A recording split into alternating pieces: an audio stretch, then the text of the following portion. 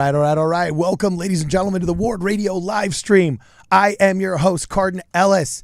And today I'm joined not in the studio, but via Zoom by a killer cast of characters, some dear friends of mine, as we talk about the Daily Wire. Maybe it went anti-Mormon again, it looks like. I am joined via Zoom by none other than Luke Hansen from Doctrine and Governance, Jasmine Rapley from Jasmine Rapley. What's that term? It's not pseudonymous. That means eponymous? Eponymous. Is that what you say? Okay. Yes. My eponymous channel, Jasmine Rapley. Okay. The queen of eponymous is with us, Jasmine Rapley, and Jacob Hansen from Thoughtful Faith.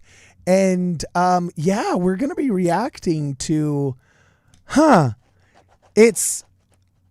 we're all entitled to our own opinions, and conservatism, I guess, is a big tent. So, of course, there's going to be people that disagree about all kinds of things, such as theology.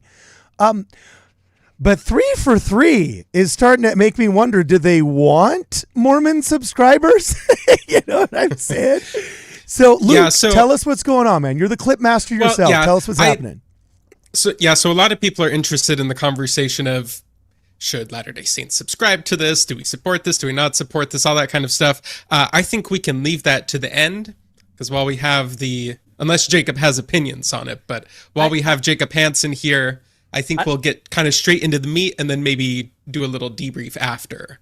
But should I give my opinion now? If you have one that you want to share, I do have an opinion. Then we can start. First of all, I had a lot of people actually reach out to me to say, like, I canceled my Daily Wire subscription. Forget those guys. And I'm like, well, and I did a whole video on it with Doctrine and Governance, and basically said, guys, chill out. And I went through all like the data, so to speak, of the Daily Wire hosts don't hate you. Ben Shapiro doesn't hate you. Like, they like you. They want you.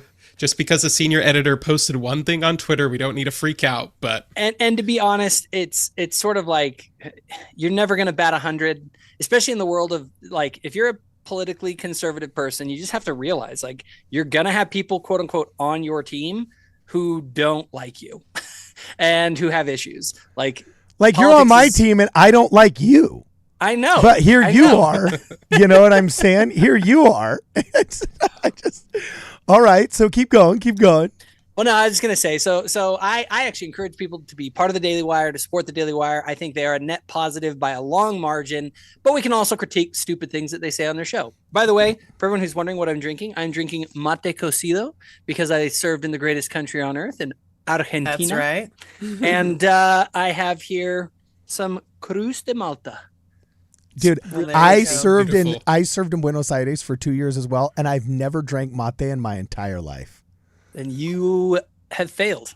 So I think Jasmine, the real atheist here is not the rest of Mormonism, but Cardin Ellis, if you're not drinking mate. So I was going to ask, Jasmine, so like, how Argentine are you? You're half Argentine, right? I mean, I am half Argentine, but culturally, I mean, I was born and raised here. I've never been to Argentina. I speak Spanish very poorly, so don't take too much into stock. Your parents... But I do enjoy mate, yes. So you have imbibed the mate. Yes. It is a comfort, especially when I'm sick, which I am sick currently. Hey, that's why I'm drinking it. There you go. La gripe. What does it taste like? Gripe? You know better than me, Carl. Grass. Is it el gripe? Yes, el gripe. Tengo el gripe. Yeah, there we are. Rock on. So, what's it taste like? I just envision grass mixed with drain water. Yes. Grass. Yeah, it's an acquired taste, I would say, but the way you get around it is you load it with sugar. Okay. Is it as acquired? I drink mine like a child drinks it in Argentina. Kids in Argentina drink their mate with like a ton of sugar. The adults just like pound it straight. I go kid style. Okay. Is it as acquired of a taste as the Daily Wire, Jacob? Just kidding. I was wondering how we were going to pull this back around. I did it. We did it. So tell us the clip. So, where are we going to go, bro? Where are we going to go? Here's the thing on the should you subscribe to the Daily Wire or not. Matt Fradd, he talked about joining the Daily Wire and kind of them wooing him and asking him to join on. And he was like, look, I'm not going to cater or pander to your Mormon. He specifically said your Mormon audience or your Protestant audience or your atheist audience. And so like he was very clear on that is like, no, I'm still going to go after these guys. I don't care if I'm part of the Daily Wire or not. And they said, fine, yes, we like what you're doing. You do you, free speech, as long as we like you. So bring him on. And so Matt is not operating under the directive of the Daily Wire. He's operating under his own directive. And he's also going after Protestants. His first video was like, yes, Mary was a perpetual virgin and you should be Catholic. That was like the title of his first video. Hold on, Luke. There are certain religious groups that you can't go after on the Daily Wire. Catholics. Oh no, that isn't the one I was thinking of. I think they'd probably be okay with Catholics. Oh, I see what you did there. You gotta get the joke. You guys don't get the joke? What you did I there. could use $7,000. I could. Am I the only one that missed out on this? You know, am I the only one that missed out? So, okay. Okay. But the point is, the Protestants are not leaving the Daily Wire. You know, Cabot Phillips, the ones that you guys all got mad about and quit your Daily Wire stuff. Yeah. He's a Protestant. He's not rage quitting the Daily Wire because Matt Fradd's here now and telling him his religion is wrong. So if the Protestants can do it, we can do it. We can't let them show us up. Okay. That's all I'm saying. I've never we can't rage quit, you know? Okay, I feel we can't be the little babies that are like, I can't do the Daily Wire anymore. Oh, someone's going to clip that. Someone's offended. I'm sorry. Okay, let's dive right in. But, let's just all right, dive let's right get in, into it now. Seth. So I went right to the meat because this is like, they spent about an hour, 15, 20-ish minutes talking about Mormonism, like going through all sorts of stuff. I do have to say he prefaced it by saying, I want to be charitable. I might get stuff wrong. If I do, like, that's okay. So he's not coming in with this hard Mike Winger, I'm the authority, the missionaries are brainwashed, and not even considering alternatives. Are you an apologist for Pints for Aquinas or the Mormon Church, bro? No, I've clipped his worst moments from this. I've clipped the things that are most objectionable. I thought he was actually, yes, I agree with you on that assessment, that I appreciated his many, many caveats about, like, you know, as far as I know, this is my understanding. But yeah, I mean, he certainly got stuff wrong, but at the same time, like, I thought he was very much trying to be charitable. It's like, you guys, I might be wrong about this, but, you know, Latter-day Saints are atheists. That's part of the problem. Is you're wrong about that. So let's go on. You don't get a pass just for saying you could be wrong. Actually, here's a message that I got just a couple of hours ago. It says, like, Luke, I need to get in contact with Jacob Hansen. Pints with Aquinas just put out a new video. And if you haven't seen it, I'm only 45 minutes in. And Eve is, as an atheist, this is an ex-Mormon atheist, messaging me out of the blue. If you haven't seen it, I'm only 45 minutes in. And as an atheist, I find it so painfully stupid that I need an LDS person to utterly dismantle it. LOL. Nicely, of course, but still. So that's been the vibe. Funny. Jacob's gotten a similar message. My message that I got from a former Latter-day Saint who's a Catholic, very, very sharp dude. Some of you guys probably know who he is. I won't mention his name just for funsies. But he says, like, dude, if you want, he says, if God wanted me to become a Mormon again, he'd have no better representative than what I just saw with Joe and doing for 2 hours. What in the actual H? Oh, that is funny. Okay, so we should have so you have clips. How many clips do you have ready for us, Luke? How many It's clips? just all one big supercut. So there's 4 categories, and the first category is changing doctrine. If maybe you guys agree with me, for those that have seen this whole thing, but kind of the whole theme of this whole hour and 20 minutes was this idea that the Mormons just change on everything. It's just constantly changing. It's constantly in flux. And so I had to trim this down, man. Like, there's 5 minutes of this.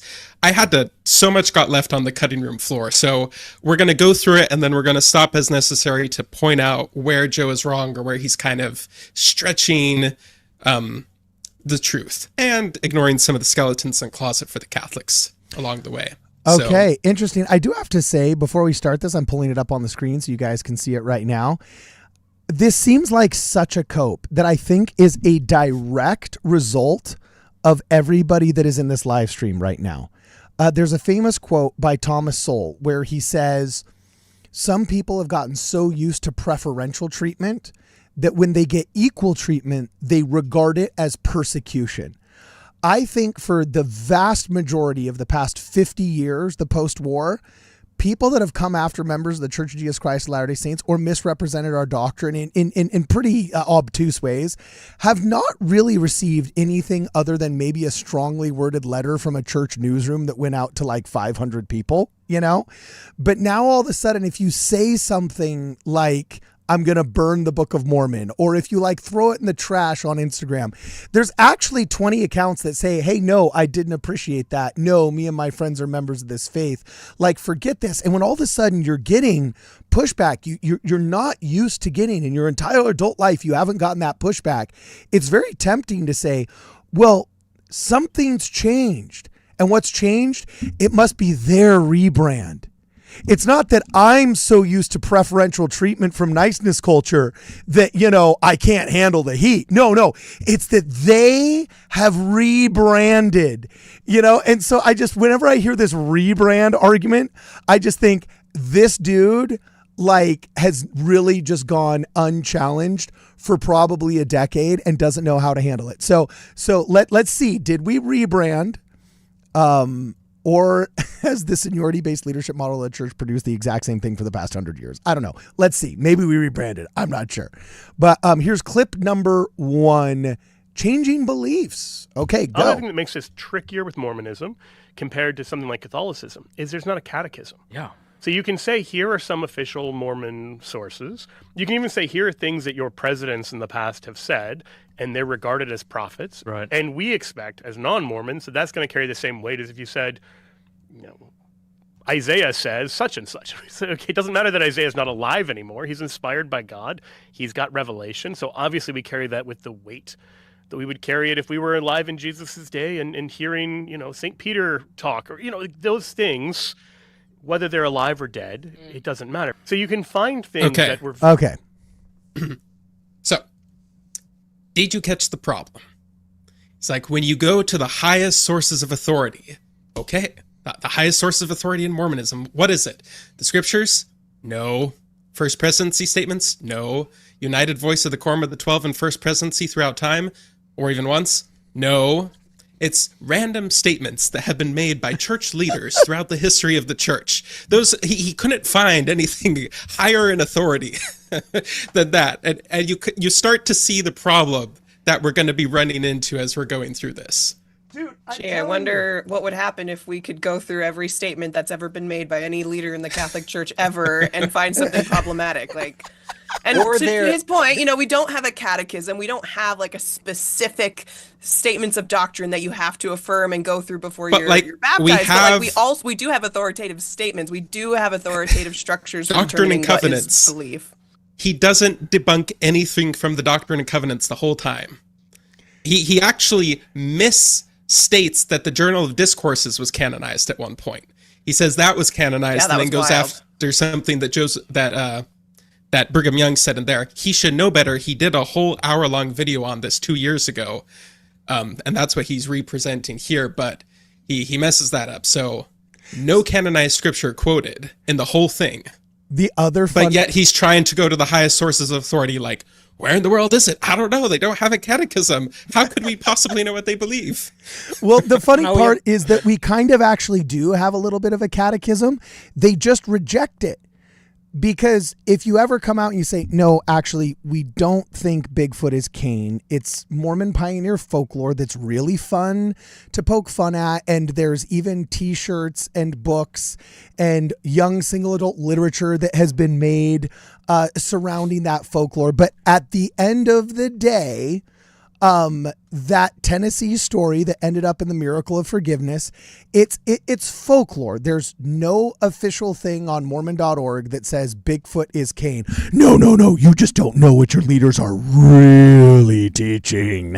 You know, and it's like they think they've got like the secret hidden book of what the real answers are. But when you find the book, we found the book. They're doing what Mormons do. Like, I swear, I think Catholics are the other people of God because they have the same exact problems that Mormons do. Okay? When they do poorly when they absorb the culture around them. Mormons do poorly when they absorb the Protestantism that surrounds them or the atheism that surrounds them and then try and like dovetail it into Mormon doctrine. Like, when you start quote mining and like trying to find a way to make the quote mining work, it doesn't work. Jasmine, do you know what this book is?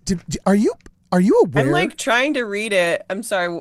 Tell me. I just feel realized. No, I forgot. Apologia Studios, when they went out in the Mesa Temple to dunk on the missionaries. Have you seen the videos of them constantly dunking on the missionaries outside of Mesa? Yeah. Well, he kept on holding a green book in his hand and referencing this green book. And so we did this investigative reporting where we got enough screenshots that we could finally see because this book he has on all of his podcasts, but he refuses to show the cover as his reference tool. Well, he let it slip once in an episode and we were able to see a part of the back cover, and we scoured all the anti-Mormon sites we could find and we came up with it. And it's, where does it say that? Photo reprints of hard to get Mormon documents. And it's literally just like 1970s notes from some pastor in like Michigan, underlining old script, like old Adam God theory stuff, old Doctrine and Covenants, old Journal of Discourses stuff, trying to make Mormons look stupid. So literally, like when Catholics start trying to quote mine Mormon history to find folklore that masquerades as doctrine, they're literally pulling an Apologia Studios trick. Because Apologia Studios... So what you're saying, so what I'm hearing you say is that the evangelicals have a green PDF, the atheists have an orange PDF, so maybe the Catholics need to put together like a purple PDF or something? There's an unfortunate... yeah. Okay. Well, PDF is meant, it's ironic, something else is meant by PDF. Oh, that's true. When we're talking about Catholics, I didn't know if that's where you were going or not, but No, No. Just a book. That's funny. So go, Jacob, go. No, I was going to say that here's the problem. We do have doctrine. It's like, oh, it's like hard to find their doctrine. It's like nailing Jello to a wall. Actually, it's not. If you go to our website, which is endorsed and kind of controlled by the official representatives of our church who live right now and say what our doctrine is, you can find all sorts. You can find pages and books and manuals and all sorts of just like mountains of stuff that we believe that's officially put out there by the church. You're just angry because it isn't that exciting. It isn't as weird as you thought. And so Well, and like, you have to go and look, like scour back through every weird theory held by any church leader. And I'll admit, like, here's what I'll give people this much. Okay. First of all, you got to define what you mean by doctrine. Doctrine isn't policy. It isn't how things are implemented. It's a specific truth claim that is endorsed by the highest authorities of the church in total. That is what I would consider a doctrine. So right now, if the Quorum of the 12 says that Adam and Eve both partook of the fruit, and all 12 of them, or all 15 of them are like, yep, that's what the official position of the church is. That is the official doctrine of the church.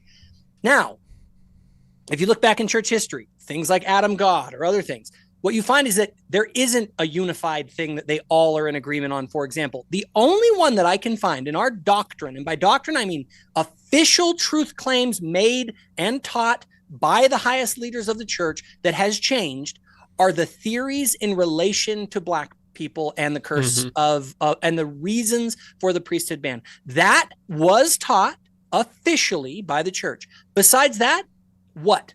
Name it. Name something in the church doctrinally. White shirts and colored shirts, and whether or not you can be bishop. But the point well taken. I mean, when it comes to our catechism, I mean, our prerequisites for joining our church are taking the missionary discussions. And I think it's just like, it highlights a fundamental just difference between how we prioritize the kind of doctrine or information or theology that we distill to people when they're considering joining the church. Like a Catholic catechism might prioritize different levels of things, but like we are not talking about Adam God when we're trying to teach someone the gospel of Jesus Christ. We start with like, is there a God and he's real and he loves you? And God has a plan for you. And yes, we believe in a restoration. And, you know, all the other missionary discussions are like very basic principle, like primary questions kind of stuff. Adam God, which he spends a lot of time discussing in this particular episode, is what we call deep doctrine, but really it's like not doctrine. It's something that the church today disavows. And so for them to kind of pin that as something that is like so crucial to our faith that it just like makes the whole thing fall apart just doesn't compute for Latter-day Saints, where it's like that is such a tangential thing. Now I get where he's coming from, because he's like, well, how can you get the very nature of God wrong? Like, isn't that the most important thing? But that's a question of history about like you said, Yeah. Jacob, like, is this really like the unified opinion of the Quorum of the 12? No. And the second section will be the philosophy section. But I think we can move forward with the changing doctrine and just get more. I was about to say, we'll go to the other clip. As I pull it up, I do have to say, does anybody else just think that maybe it's not a good strategy to just start quote mining history if you're Catholic? I mean, like, we don't even have to go quote mine. We can get actual actions that were you taken get us officially by the popes. That's like, oh no, you might get us on a little bit of racism and Adam God. They're like, oh, God has a daddy. Don't worry about that. Don't worry about it. The Catholic Church actively through their priesthood participated in the slave trade, just so we're all aware.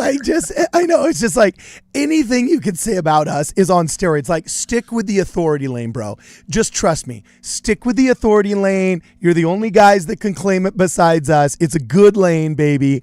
And then you don't have to try and defend everything that happened in Los Angeles only 10 years ago that pales in comparison to I don't know, Very Adam God clearly Theater.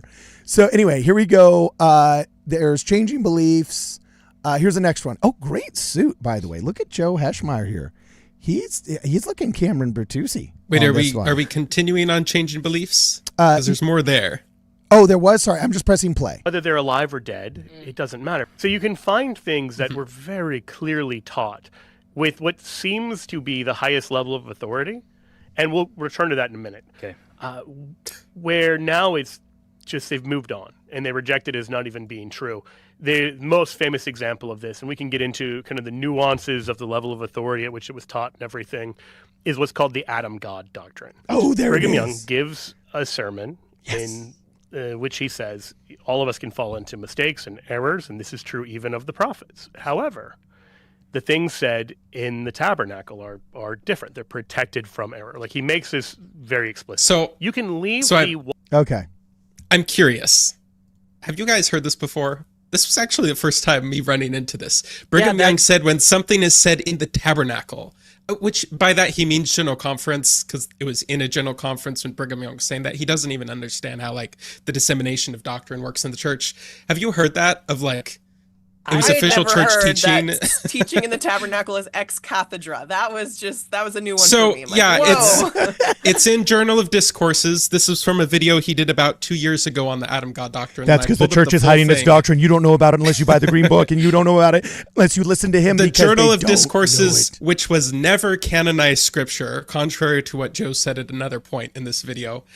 Here's what Brigham Young says. He says, the greatest mystery a man ever learned is to know how to control the human mind and bring every faculty and power of the same in subjection to Jesus Christ. This is the greatest mystery we have to learn while in these tabernacles of clay.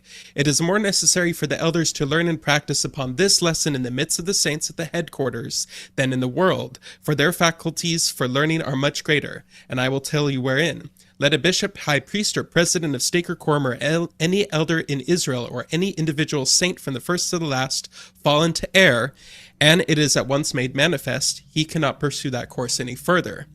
For he is where he can learn his duties, and know how to walk straight in the paths of righteousness. Here is the place for you to teach great mysteries to your brethren, because here are those who can correct you. This fault, and here's the key part, this fault the elders of Israel do not fall into in this tabernacle, although they may in private homes and neighborhoods. When a man is capable of correcting you and giving you light and true doctrine, do not give up an altercation, but submit it to be taught to little children. Okay. Oh my! Did you guys catch the infallibility in there? Oh my gosh. That's so ridiculous. He's basically saying the center of the church is like the center of righteousness. So like, because it's your subjection to Jesus Christ, that's a great mystery. And then if any people err in the mysteries, they can be corrected here. And when we're in the tabernacle, and he's applying it to like all the church, it's not just like me, the prophet. It's like us as members of the church when we're together in a body of saints, like we're protected from error. See, and then when we go out, we can fall into those errors. And Joe's trying to turn it into, Brigham Young said, whenever I stand at the pulpit at General Conference, that's completely infallible and can never be wrong. Yeah, that's insane. And I want to point something out real quick. The reason he wants to get something infallible. So here is a way to debunk a religion. You get something that is said infallibly, and then you say, look, it isn't true, therefore religion false. Okay? The law of non-contradiction. Exactly. The really great thing about being a Latter-day Saint is that we don't have that. We don't believe in infallibility of people. We believe in what is reliability. This is the idea that the prophet won't lead us astray ultimately, but it doesn't mean that we're always going to be right on course and they're always going to have the right answers to every single thing. Now, what's really funny, though, is that Catholics do have that standard, and it's explicit. And what's really funny is he was saying, like, oh, like LDS, like Latter-day Saints, kind of hard to like figure out what their doctrine is. Try and get Catholics to figure out what you go to a Marriott and you open up the side drawer and there's a free book sitting there for you. It's the easiest thing on the planet. So here is what the Catechism of the Catholic Church says about the Pope and his infallibility. It says the Roman Pontiff enjoys infallibility in virtue of his office when, as supreme pastor and teacher of the faithful, he proclaims by a definitive act a doctrine pertaining to faith or morals. Okay? So they believe that when the Pope teaches on faith and morals, an official doctrine, and proclaims it as such, that it is infallible, it's inerrant. He can't be wrong. And you want to talk about changing doctrines. Here's the thing about the Catholics. They just invent new doctrines, and then they say, no, this is what we've always believed. So, for example, through an ecumenical council? No, not even through an ecumenical council or through a statement of the Pope. For example, the infallibility of the Pope. Okay? They'll say, they say, well, wait a minute, that seems like new to us because it wasn't in the original church. Very clearly in the first centuries of the church, like there was no one claiming to be the infallible leader of the church. Infallibility wasn't even a thing anywhere. And then they just create it out of nowhere. And they say, we didn't change anything. This has been what we believe the whole time. And you're like, where? And they're like, the tradition. You're like, where in the tradition? They're like, in the tradition. And you're just like, what? And then you got things like the Marian dogmas. You have purgatory. You have icon veneration. None of these things existed in the early church. They were invented out of whole cloth by the papacy, and then they want to act as though they never changed.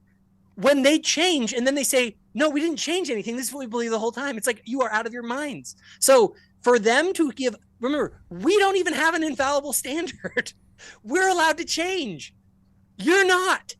So the biggest thing in all of this, it just drives me nuts, is like the double standard you guys have is out of control.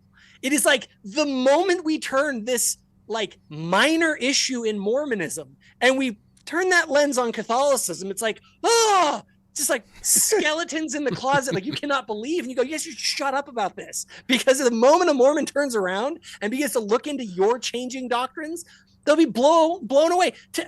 The Catholic Church today says the death penalty is like wrong and immoral and not part of the gospel. They literally used to burn heretics. Yeah. Okay. And you want to talk to us about a change in a doctrine that wasn't even ever embraced by all of the church? Like, goodness gracious. But what they say is that back then it also wasn't the ideal, but just because life was so brutal back then, it wasn't as bad to do it back then as it would be to do it now. Tell that to Tyndale. Yeah, God just in some context, God's just like, it's kind of hard back then, so we just killed people, and if they believed, the Trinity was wrong. That's funny. Now, I don't want to be too harsh on the religion itself. Like, I actually have a lot of admiration for Catholicism. It's just because they did it to us first.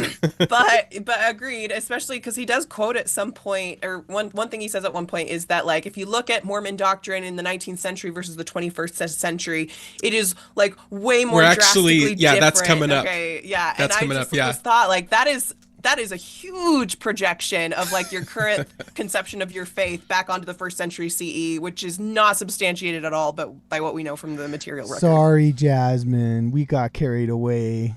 This is why we have her here, dude. So really fast, some super chats before we go anywhere. Wow, ton of people. Thank you very much, dude. We got over 1,000 people watching right now, so we're gonna be having some fun with all the new people. When I saw the Pints live stream, towards the end there, they only had 600 live viewers. Oh, we got 1,000 right now. Did we just programming the Daily Wire? Did we just ratio the Daily Wire? But it was like 5 million hours long. I barely like finished the episode in time to come on here. That's funny. So really fast, Z-Blade Grass or whatever it says. Respectfully, I would disagree with still supporting the Daily Wire. It's one of the things to disagree or agree to disagree things. It's another thing to do what they're doing. Don't support those who hate you. I agree with that statement. It's tough. Fortunately, I feel like having met Joe Heschmeyer, I think he's a good guy, but I definitely think he's learning and he's trying to wrestle with what he's learned and experienced in real life with like what he's kind of been taught to believe and also absorbed from the average zeitgeist of just American anti-Mormonism, which is actually inherently kind of Protestant. So I don't think he's a bad guy, and I don't necessarily, I wouldn't say... the true definition of anti-Mormonism, Jacob, you and I came up with it. Just like the ADL has the 3 Ds, okay, we've got the 3 Ps. What are they, my man? They are persistent, public, purposeful degradation of the fundamental truth claims of the Church of Jesus Christ of Latter-day Saints. Yes, exactly. And so it's how persistent does it take to be persistent? I don't know, but 3 for 3, that's not a good batting average. You know what I'm saying? Let's get 2 good ones on the Daily Wire so we can at least be batting 400. You know what I'm saying? So we can at least be batting 40%. Then you'll be a little bit better. Here, one less Ali Beth Stuckey, one more, I don't know, interview like Elder Suarez or something on one of your channels, you know, or Gong. That would be a riot. So anyway, next super chat says, Jasmine, Jacob, Luke, and Cardin in one stream. Merry Christmas to all, says Small and Simple Screens. Mm-hmm. Thank you very much, Austin Falter. And Yamashirenchi says, Matt said he would continue attacking, parentheses, defaming groups. The DW said they're okay with it and signed on the dotted line. The only thing I would have signed as an executive, I mean, I live here in Hollywood. I've helped people with plenty of Hollywood productions. If I were a studio executive, which is effectively what the Daily Wire is a studio, the only thing I would have said was, no, don't stop. You know, I don't want to infringe upon your sincerely held religious beliefs and keep going after the people that you've been going after. Can we omit, I would burn your books from your vocabulary? Like, can we maybe dial that one back? And like, maybe the one group you already said you were going to burn their books, like maybe we just, especially as a Catholic, it's kind of a bad look. Yeah. Burning books, Catholics, like, come on. And then also when you have another live stream with Jacob Hansen, don't say, well, you see exactly what I meant, right? You know, it's like, no, let's just say, boy, I got really carried away with myself here, didn't I? Here's a leather-bound copy of the Book of Mormon, Jacob. You know, I don't know. Like, let's try that, not doubling down, right? So the only thing I would counsel the Matt Frad studio executives would be like, let's just have a solid sit down on like not stepping on the one landmine that you stepped on before. You know, like let's just start by not doing that. Jasmine, we've got 4 left. We can only read 2. Choose a number between 3 and 5. 5. Okay, 1, 2, 3, 4, 5. Fifth super chat here says, I have a Patriots fan. I'll have a Patriots fan explain the Seahawks. Matt Frad. I don't get that one. Do you get that one, Jacob? No, it's like you're having someone who's a fan of the other team explain the team that they don't like. We actually have that in the Discord. Somebody commented this, and the Pints of the Aquinas channel, not sure if this is Matt or just like one of the people. So the person said, no surprise that this discussion about Mormonism doesn't have an LDS member invited. And then Pints of the Aquinas responds, a worldview / religion cannot be legitimately critiqued unless a member of that worldview religion is present. What a silly idea that is. And that'd be fine if this Matt was thinks like you're silly. Well, it would be fine if this really was a critique, which it was, but the framing of it clearly was like Matt Frad trying to learn about Mormonism from Joe Heschmeyer, and he would ask questions about like, well, so is that really what Mormons believe? Like learning from it, and then Joe Heschmeyer, the authority on Mormonism, would be like, yeah, but we don't. Part of this, the really funny thing is multiple times Matt was like, so what would Jacob Hansen say to that? So would Jacob Hansen say that? It's like, Matt, I think you have his email. Like, he's been in your studio before. Like, you could my comment on this has basically been, hey, Matt, like, you're gonna let me come on, right? And like explain why I'm not an atheist. Like you're how so about interested what Jacob thinks. Like you have his email. By the way, He'll come Matt down. and them actually they reached out to me earlier this year before this episode, saying that they wanted to do a debate, another debate on Pints of Aquinas. And so I'm kind of working out details of that. It's likely I'll have that opportunity. Dude, we got to get them on Ward Radio, bro. We got to challenge these cats and do it. It's got to be on our turf one of these times, baby. It is true. But no, I do think, I really think that if we push enough on them and say, hey guys, if you're going to go out and publicly to like millions of people, have a giant video that says on the Daily Wire, Latter-day Saints are atheists. How about we get a chance to respond to that? How about you have us on and maybe you ask a couple of us some questions about that? Because that's a pretty bold things to say about an entire faith without letting them kind of come on to give their side of the story. Last 3 super chats really fast. Grork says, whoa. You said we could do a live stream at 6:30 in the evening. No way, start over. Thank you very much, Grork, for the super chat. And Cordy Drickham says, 2 millennials and 2 Zoomers walk into a podcast. Been waiting for this one. Love the show. Kyle says, of course we evolve and change. We are the living church. We aren't asleep like Catholicism or Protestants. Oof. I don't know if I'd use the term asleep, but we get what you're saying. It's an ongoing restoration. That's a flex. And Fight Sword Radio, which reads like Fights Ward Radio, but it's spelled Fight Sword Radio, says, as it relates to Catholics questioning LDS history, the view must be great from that glass house. Yes, I think a lot of us share that. And I think, is this a troll? Please tell me it's a troll. If Brigham taught Adam God, false prophet. Ooh, Jasmine, you're well measured. I mean, that was his whole argument that like, okay, Latter-day Saints disavow the Adam God theory, but at the very least, you have to admit that Brigham Young was a false prophet then if he taught this as doctrine and this was authoritative and yet you reject it now.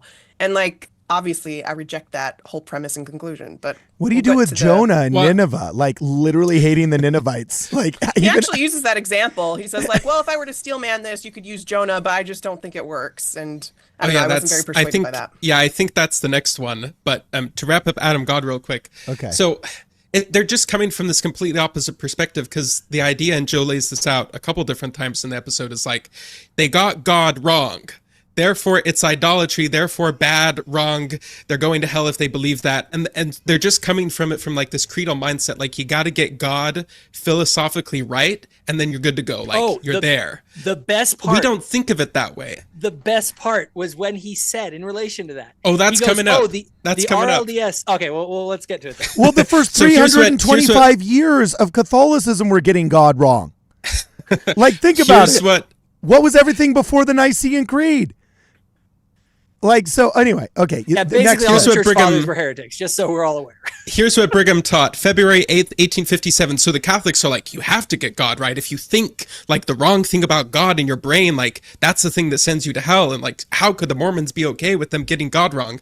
Here's Brigham Young's opinion on the subject. February 8th, 1857, Brigham Young taught, whether Adam is the personages that we should consider our Heavenly Father or not, it is considerable of a mystery to a good many. I do not care for one moment how that is. It is no matter whether we are to consider him our God or whether his father or his grandfather, for in either case we are of one species of one family, and Jesus Christ is also our species. Yeah. And then he also once claimed that if the saints from previous dispensations, quote, with their apostles, prophets, seers, and revelators were asked about the nature of deity, he would, quote, think there would be found a great variety in their views and feelings upon the subject without direct revelation from the Lord. He continued, it is as much my right to differ from any other man as it is theirs to differ from mine, in points of doctrine and principle when our minds cannot at once arrive at the same conclusion.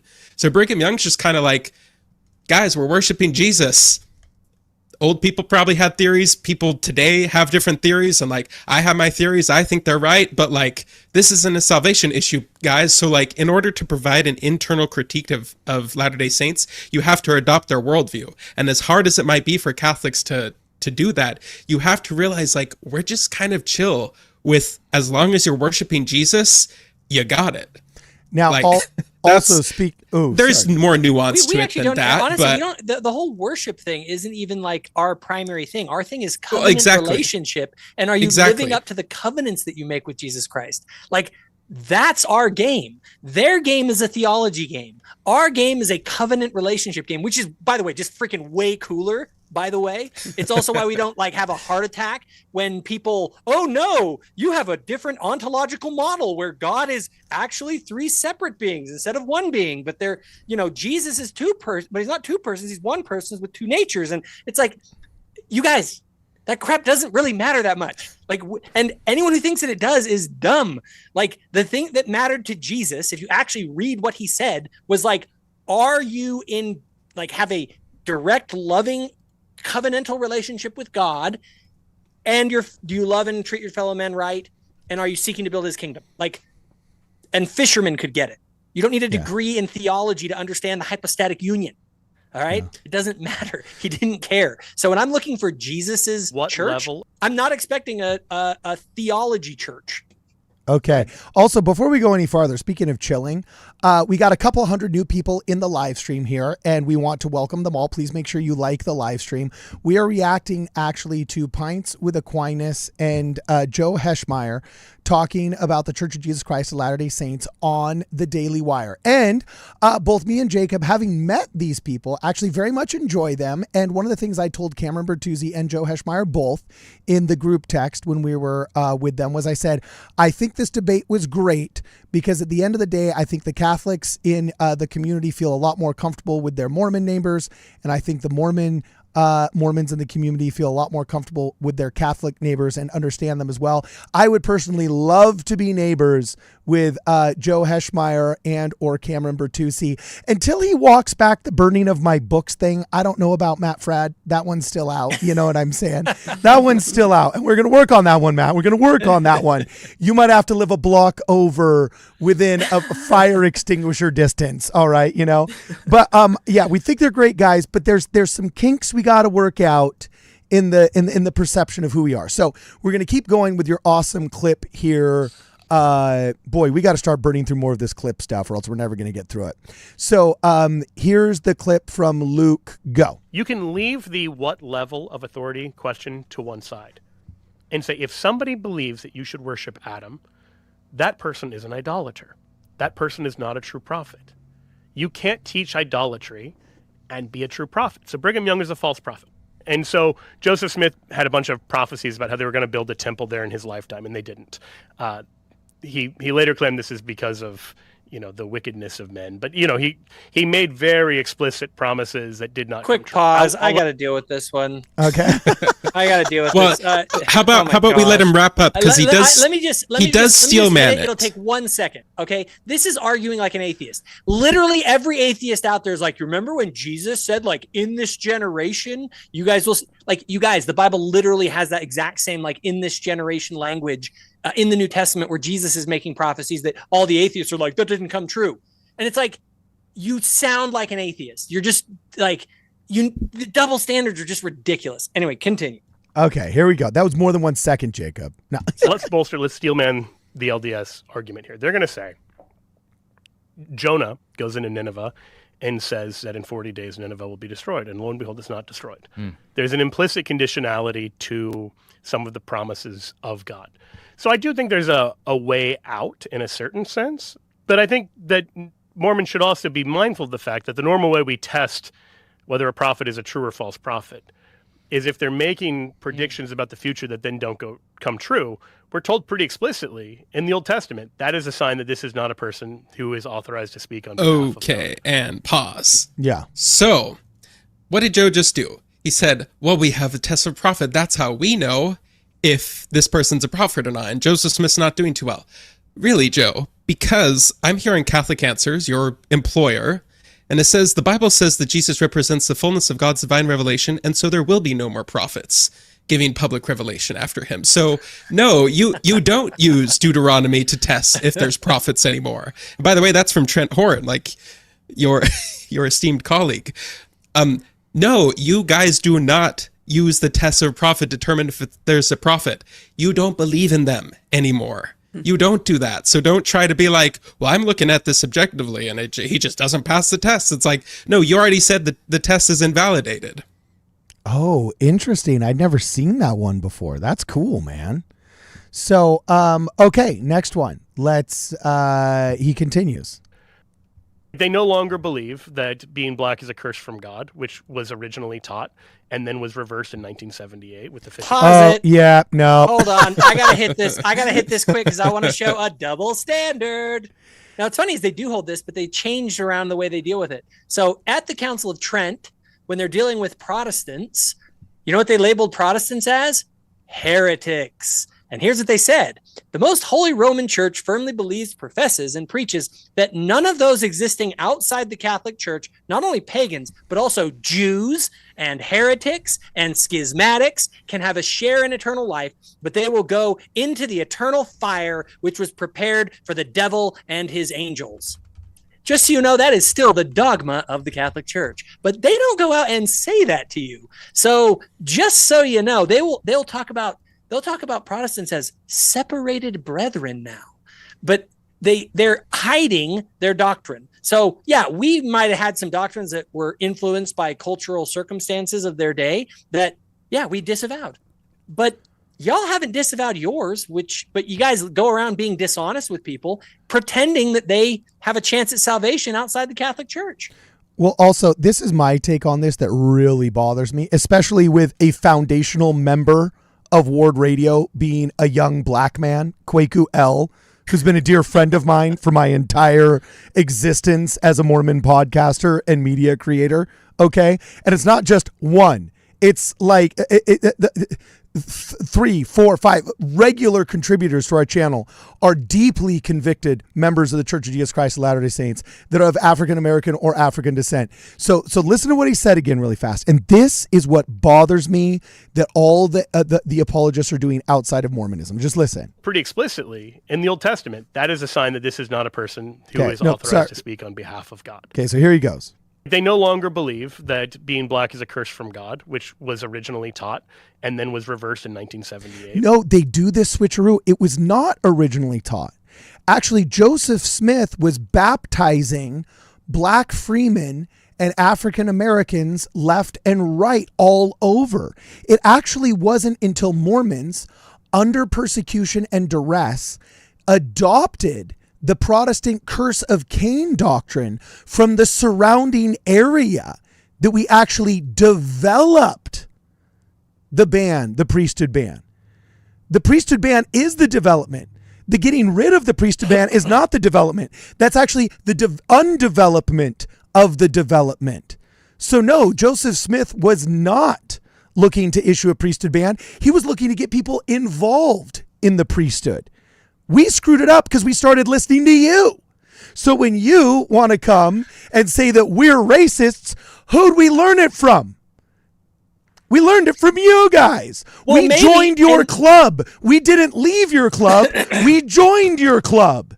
No, and it was worse than that. Their club literally owned and participated in the slave trade. Jesuits, Franciscans, and other orders ran large estates in Brazil, the Caribbean, and parts of North Africa, and enslaved Africans and indigenous people worked these estates. Okay?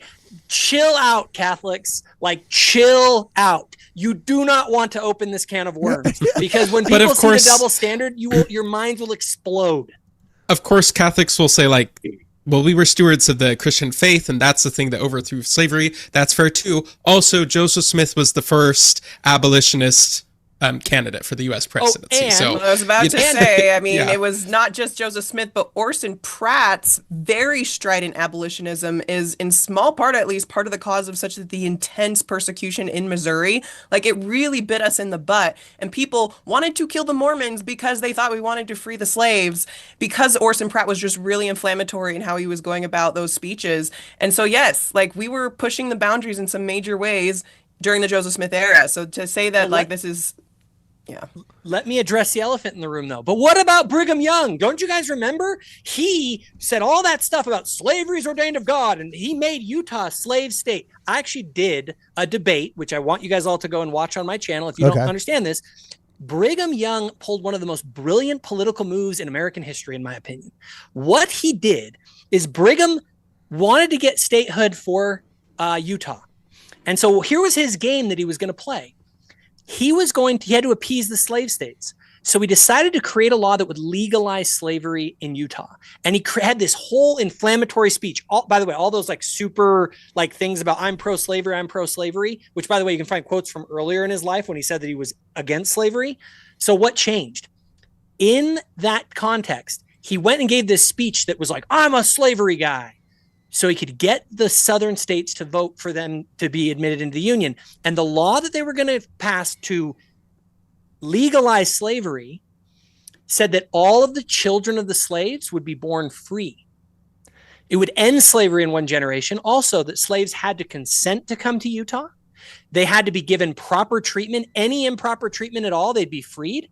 They had to be given compensation, medical care. Like there was all of these provisions that basically turned slaves into what were essentially indentured servants for one generation. What Brigham's Law was, when you actually look at it, it's brilliant.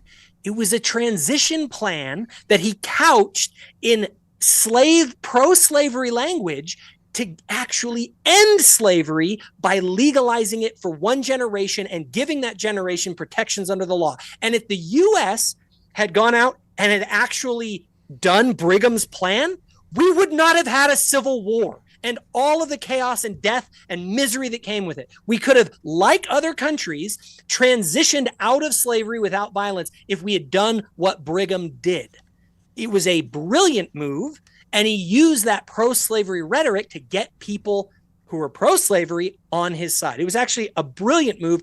I make no apologies for what he did in legalizing slavery in Utah, because he actually was ending it by legalizing it. It was brilliant. Study the history. Well, and in addition to the brilliance was the people who were engaging in the slave trade were the Indians.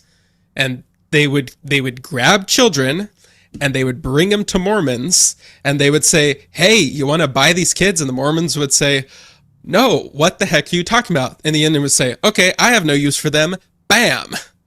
And hold on, wait. Okay, I'll buy the other ones. And that's how a lot of these slaves that the Latter-day Saints had, like, that's how they acquired them, was basically through coercion from the Utes. Dude, hard. If you don't buy them, we'll kill them. Yeah. Dan Peterson. Our history's so cool. Dan Peterson, Brigham Young episode on Let's Get Real with Stephen Jones came out like 2 weeks ago. Great episode. Check it out. Okay.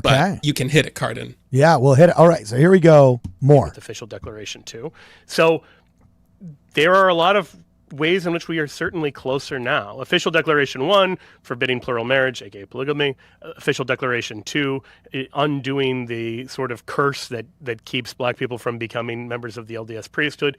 Those reversals, and they're just 180-degree reversals. No, Jacob 2.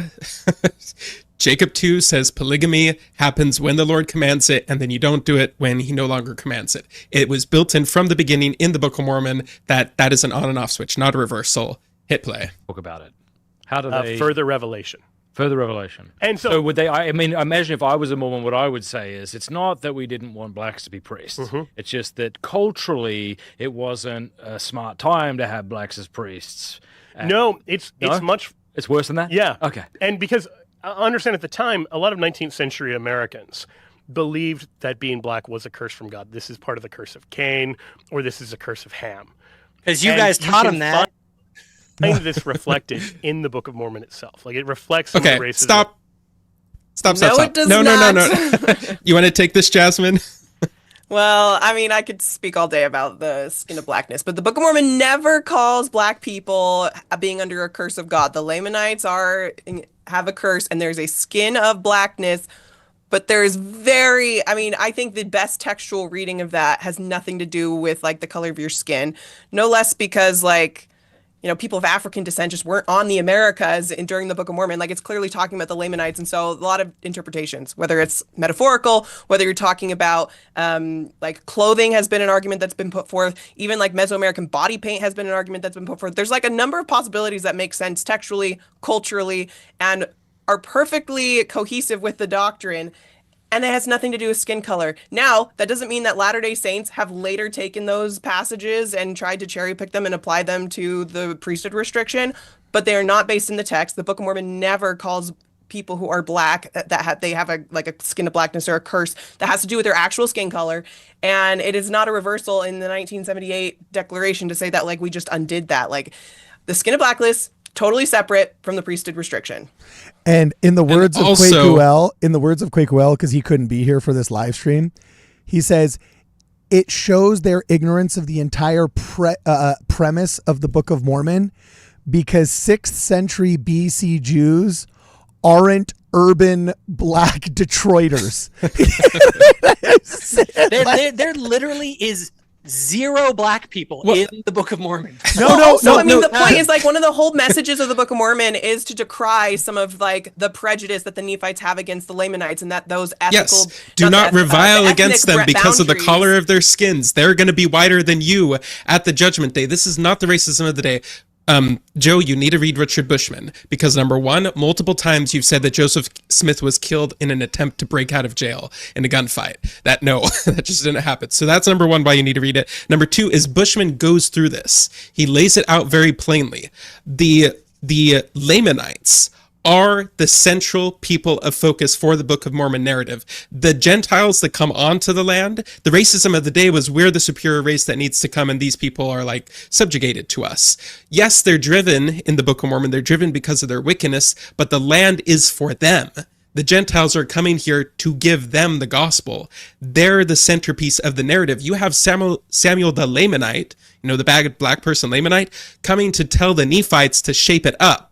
Do you think a racist of the day would write a fictional story about, so this slave from Georgia, broke out and ran up to New York and told the people to repent, and you know what? That slave was right. No, it's ridiculous. It's silly. Guys, Joe has not read the Book of Mormon. I got to run. Oh, do your thing. Do your thing, man. I got to roll, but hey, you guys keep it up. I trust you all to just take this thing home and knock it out of the park. Jasmine, finish your thought. Oh, that mostly was it. That, the Book of Mormon's whole point is that the Nephites were destroyed because of the tensions between the Lamanites. So even if you had a racial interpretation of the skin of blackness, like, the Book of Mormon is a condemnation of that attitude in large measure. Okay. Rock on. Cool. We got this. All right. So next one. Oh, I got to read a couple super chats here. Sorry, guys. We got a couple more super chats here. Thank you very much, everybody that has been participating in the live stream. Got a buttload of people watching, so please make sure you like the stream. Curie says, you mean I have a right to my own wrong opinion? Yes, you do. Alban Awan says Catholics could win an Olympic gold medal with all the mental, logical, and verbal gymnastics they're doing, trying to justify the whole crumbling edifice. That's a little bit harsh. I don't know if I would say that, but I would say it's a little hypocritical. To come after us for some of the things they've come after us for here. Then LDS Response says, Daily Wire fan, but I knew Pints with Aquinas was going to be an issue with all the LDS members on DW. Ward Radio needs to a write-in campaign for an LDS host. Now, this is true. There are tons of Catholic shows on almost all the platforms, including Glenn Beck's The Blaze. There's evangelical shows. There's Jewish shows Can you guys name, outside of maybe like Ward Radio, Scripture Central, Jasmine, like this new media enclave with like 100,000 subs or less? Can you name any shows on any major platforms that are ostensibly LDS themed in the way that Pints with Aquinas is Catholic themed? There's none. They're always talking about us, but not with us. So to a certain extent, you jokingly say a write-in campaign, which is like a political term. But yeah, culturally, there kind of does need to be a write-in campaign. And then Fight Sword Radio says, point of order, William Wilberforce was Protestant. Who's William Wilberforce, Luke? He was an abolitionist in England. He was the first one to really push for abolishing slavery in like 1805, I think. Oh. And that's true, because I made the point that the Catholics would say Christianity overthrew slavery. And I worded it specifically that way because it was actually the Protestants that took a little more of the lead on that. England and the U.S. really led out. Something as I'm writing a comic book actually about Q Walker Lewis and the early days of the abolition and Mormon persecution in Missouri. And what's so interesting, Jasmine, I've noticed you said it was partly P. Pratt's abolitionist views that got us into trouble. And then there was times when like church authorities would condemn his abolitionism. And with the modern context, we think that made them racists. You know, something I'm learning that blew my mind as I've been reading this book on abolitionism and also just all the Wikipedia articles and online information and primary sources, that apparently abolitionism had kind of like a radical tinge to its understanding, like as a colloquialism, that there was lots of people, it was like almost the difference between liberalism and progressivism. There's lots of people that say, no, I'm very liberal. Like I'm a Democrat. I believe in, gay marriage. I believe in robust immigration, all that stuff. But I don't know, like Bill Maher, I don't go into the progressive camp, right? That apparently due to some violence in the East, specifically some uprisings led by abolitionists in which women and children were killed, that even amongst emancipationists, abolitionists were perceived as radical and violent. So though I'm a robust defender of Mormonism, I'm not a Desnat. Apparently there was a lot of emancipationists that said, whoa, hold on, Parley P. Pratt. No, we're not abolitionists, because those people lead revolts that end up killing women and children. So like sometimes I don't know, as I'm dissecting all this literature, I'm learning in this process as well. I do not claim to be an authority on this, but I think it's kind of wild how when you dive into like the not ancient understanding, but the understanding that the people of that time had of these words, what they meant, and how truly actually avant-garde Joseph Smith's position really was. Like he was not a reluctant, emancipationist or a guy that, I might score some points if I give black people the priesthood. Like he actually had a beautiful vision of what Zion was and like what a child of God actually meant. So, okay, we continue here. Everybody, we got another 75 people in the stream. Please make sure you guys like the stream. We're having a lot of fun with you. Jonah Barnes says the Daily Wire simping is out of control. Bring back Kwaku, you bootlickers. Okay, there. I get you so much super chat money when I talk about the Daily Wire. Like if you ever need a couple more bucks, just like then tell me to sing the Daily Wire praises. Oh, that's funny. And then red, white, black, brown, and yellow as skin tone terms was a product of Johann Friedrich Blumenbach. Yes, he's the man that invented racism in the name of science, for all of you that want to go look into that. No one called black people black before that term. It factually isn't the lexicon of the Book of Mormon. That's true. Science was a word that wasn't even invented until I think the 1870s, but it's basically been the ethos under which most of this has been propagated. Unfortunately, it's only when Christians started trying to justify that view through scripture that we really developed a lot of these heinous racial attitudes. So, okay. Olcia says, my son baptized 3 Catholic families in Paraguay in the last month. Oh, that's South American Catholicism, a little bit different than European Catholicism, but hey, we'll keep going. So, here is Joe Heschmeyer, another minute. Go. This day, in the first vision, he gives contradictory versions as to whether he sees one God or 2 personages. He originally just says he saw the Lord, and then he later says he saw 2 personages. At a certain point, there's a question about whether there's 2 or 3. There's a very strange history in terms of how many personages there are in the Godhead. So after Joseph Smith dies. Yeah. So, he's making it kind of seem like, oh, Joseph Smith, he's telling the story, and just every time he tells it, it changes, and it's just all over the place. Look, we have 4 first-hand, first vision accounts and 5 second-hand. And a lot of them are pretty short in the second-hand ones. Like, that's it. We don't have, like, every time he's telling it, it's just changing all over the place. And also in that first vision account, it's very cursory. It's the only one we have that Joseph Smith is writing himself. It's pretty early on. It's in an unfinished publication, and it's cursory. You can tell he's not going play by play, and he just says, and I saw the Lord, and then he continues on to like what the experience did and the message that he received. It's not like in the one that the missionaries memorize and tell the people of like, I found the place, I looked around, I was alone, I kneeled down, I started to pray, then this happened, then this happened, then this happened. And so like for him to just mention seeing the Lord in that account and then to mention 2 people in the other account, it's not really that big of a deal. And that's not just me trying to deal with the fact that, oh, they contradict. You have to deal with this. I think that the first vision and criticism of there being different accounts is just so overwrought at this point. And the reality is that, like, despite all of the differences, like, there is just so much consistency between them. I don't think, like, yes, of course you can say, oh, there's one person and then there's 2 persons. Like, I wouldn't forget if I saw God, I wouldn't forget if there was one God or 2 gods there. But, like, you have to remember all the different audiences he's talking to. And one, he's trying to emphasize the redemption of his sins. In another setting, he's trying to, like, explain, like, the differences in the churches and how he's trying to find, like, which church he should join. Like, there's different purposes, different audiences. And, like, if we're going to talk about different accounts, like, the 4 gospels are not harmonious. Like, you can talk about the synoptics, the differences in the synoptics, and then the differences between John, and it's not minor things. Like, they're differences about, like, kind of the nature of God, how omniscient Jesus is when he's alive, how human he is when he's alive. And, like, as a religious person, you can harmonize those, but you have to accept that there are differences. And yet we can still say that, like, they still show a very beautiful, interesting picture of Jesus Christ. And maybe they're not, like, contradictions. Maybe they're just different audiences. Maybe they're different perspectives. Maybe they're written at different times. Like, all of these things can explain where there might be minor discrepancies, and you can still believe that Jesus Christ is our Lord and Savior. Dude, Jasmine. And Jasmine's well, I got this from Jasmine's channel, actually. You're a fantastic Informed Saints YouTube channel. I hadn't heard this quote before. This is non-LDS religion scholar.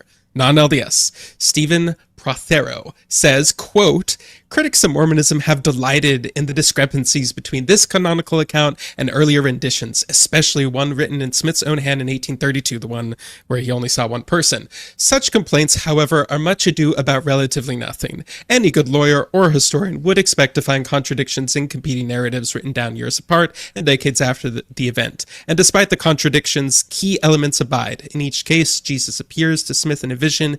In each case, Smith is blessed with a revelation. In each case, God tells him to remain aloof from all Christian denominations, as something better is in store.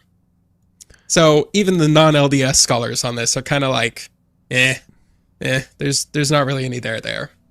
Wow, that's cool. And Jasmine, you're so fun on a live stream. You know, like, you're so fun because I'm so used to polished Jasmine with, like, the good edits. You know, and it's like, I remember I had one grandma that, man, if you misbehaved, she'd slap you and she'd send you to bed with no dinner, and she was hardcore. And then I had another grandma that was like a nurse in the army, was a nurse at the BYU Health Center, sweetest woman on the planet, and your soul would just melt if she just said, Cardin, I'm disappointed in you. Like, your soul would just melt, right? Okay. And, like, Jasmine, when you so just both give of your grandmas. No, when you give an eye roll and you're like, this at this point, it's just overwrought at this moment. Your eye roll and it is overwrought is just like melting. You know, it's like brutal. I love it though. It's great. So we continue with Pints with Aquinas. Joe Heschmeyer, go. He leaves 3 different sets of criteria for who his successors are going to be, and they don't match up. Like, he gives contradictory instructions over the course of his life. And so there is this succession crisis. If you're familiar with the history of Islam and the Sunni-Shia split, very similar. This is called the succession crisis of 1844. Wait, Catholics didn't have a succession crisis? Or wait, a succession crisis? Many. The 50,000 Christian churches that exist in this world that all trace their lineage to Catholicism sometime pre or well even when there was the 3 popes, the 3 competing popes all at the same time. And the thing is, but it's part of this narrative again of, like, Joseph Smith, he's always, and you even see Matt, like, smirking. He's like, oh my gosh, this is ridiculous. It's because Joe's presenting this narrative of just everything's constantly changing, nothing is pinned down, it's just everything's all over the place, it's all trust me bro. But, like, Doctrine and Covenants 107, like, lays out pretty clearly that the combined voice of the 12 apostles, canonized combined voice of the 12 apostles operates at the same level of authority as the first presidency, which in some ways is even higher than that of the prophet, because in order for any decision to go out, it has to be combined. It can't just be the prophet. And so prophet dies, Brigham Young is president of the quorum of the 12 apostles, and the entire quorum gathers around Brigham Young and says, yes, this is a leader of the church now. And so you can talk about all these different things that Joseph Smith said about who would follow after him, but you go to the actual canon, the thing that Joe doesn't ever seem to really appeal to, even though he's on this quest to find the highest sources of LDS authority. That's what the Doctrine and Covenants says the authority lies. And then later accounts by Joseph Smith, I roll off the work onto your soldiers with the keys and everything, confirm that. So it's not as complicated as Joe says. And Matt, at one point, I didn't put it in, but Matt's like, so how many breakoffs were there? And Joe's like, oh, there's like 60 of them. And Matt's like, oh my gosh, are there like YouTube channels dedicated to fighting off each other? And then Joe's kind of like concedes, well, no, the other ones are like super tiny and almost irrelevant. It's like there really actually is basically just one. It's pretty straightforward. And yeah, then again, and so like talking about the breakoffs of Catholicism, like, I mean, the hundreds and hundreds of Christian religions that have come in the succeeding hundreds of years, like, come on. That's funny. Okay, he continues. And then Jasmine, I'm going to see how she reacts to this next one. Hold on. Joseph Smith says he was once a man like we are now, correct? Yes. Do modern Mormons believe this? Yes, but Okay. there is there's some flex in the joints. Golly, it's like trying to nail Jell-O to a wall. I used that exact expression in my debate with Jacob Hansen. And I think LDS listening to this should at least realize how difficult it is for non-LDS to fairly critique the position. When they keep changing. And when you can find LDS who just say, oh, well, we don't think that necessarily happened. But just from the little you've said in our interview today, it seems like I would have more reason to say Mormonism has fell into a great apostasy because from what I'm hearing, and again, I might be wrong and you can correct me because I know you want to be fair, that the difference between Joseph Smith and the early prophets to Mormonism today seems very, very, very different in its doctrines. Or I would say this. So give the task of trying to interpret with a hermeneutic of continuity, both to Mormonism in the 19th century and Mormonism in the 21st century, and then Christianity in the 1st century and Christianity in the 3rd century. And it's much easier to see how Christians in the 3rd century are part of the same religion. Yes. Believing the same thing. and that's basically the end of this section on changing doctrine. So anything else we want to say about that? Well, that's the big one. That's the big one. The other three are tiny. I think that quote really is like the clincher for me. Like, there's just so much that has changed between the 1800s, between the original teachings of Joseph Smith towards the 21st century. It's way more of a difference than the 1st century CE versus the 3rd century CE when it comes to like Catholicism or just like the Christian church's beliefs. I'm like, okay, like the beliefs that they're talking about that have flip-flopped and changed are not the original ones. They're someone that have been introduced by Brigham Young, like the priesthood ban and plural marriage. And so it's not that we're saying like, oh, everything Joseph Smith taught has now changed. It's actually a lot of what we believe today was taught originally by Joseph Smith. But to be on top of that, like, I'm not going to say I'm an expert in early Christian history, but there is so much division. And so, like, there's a reason they had to have ecumenical councils. It's because of all of the disagreements that were going on between what is true belief, what is the true structure that we need to be abiding by, how do we, like, structure our church with, you know, diocese, archbishops. I know a lot of that was related to developments, but nonetheless, like, there was a lot of disagreement. And so to say that there was more continuity between the New Testament church and when the ecumenical councils began, I think is probably more likely a projection of your perception of what the Catholic Church is today and how that goes back anciently than is actually supported by the material record that we have. Like, there was just a lot going on. And that's not like a knock on Catholicism. Like I said, I actually really love the religion. I think it's so deeply rich and beautiful. But I think, again, just a double standard to say like, oh, there was so much going on in that 300-year period in the 19th century versus the 1st century CE. Like, that was the most tumultuous time in religious history of the earth, maybe. No, you're right. Well, and my response to this also is, Joe, you just said, what's the difference between Mormonism like the 20th century and the 18th century? And it's not the same as Christianity in the 1st century and the 3rd century. Yeah. Do you know what one of the biggest changes of Christianity in the 1st century was? When Peter saw that beautiful vision where the unclean animals came down and he was told by God, you got to go preach to the Gentiles now. This is no longer a Jewish sect. This is a worldwide faith. Now go and preach. And what is the constant between Mormonism and the early Christian church? Revelation, led by a prophet.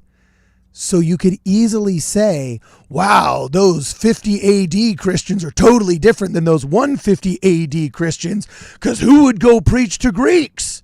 Well, you're right. If there weren't personal revelation through a prophet involved, but there is, and we believe in it, and there's an epistemology to understand it.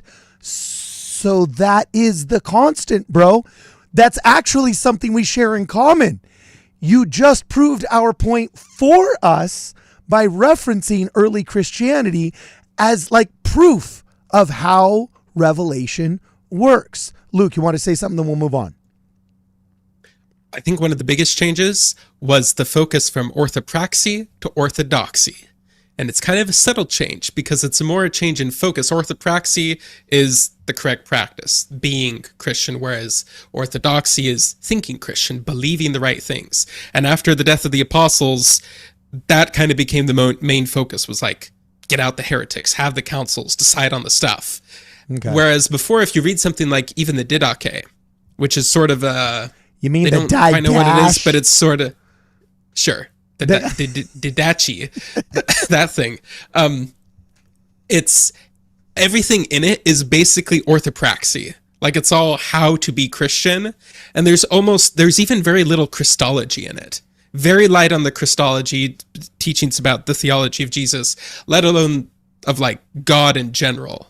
And so this is actually a nice transition now into our next section, where they're going to talk about philosophy, and Jacob's not here, so we can't really rant about it, unfortunately, but I should be able to cover that for him.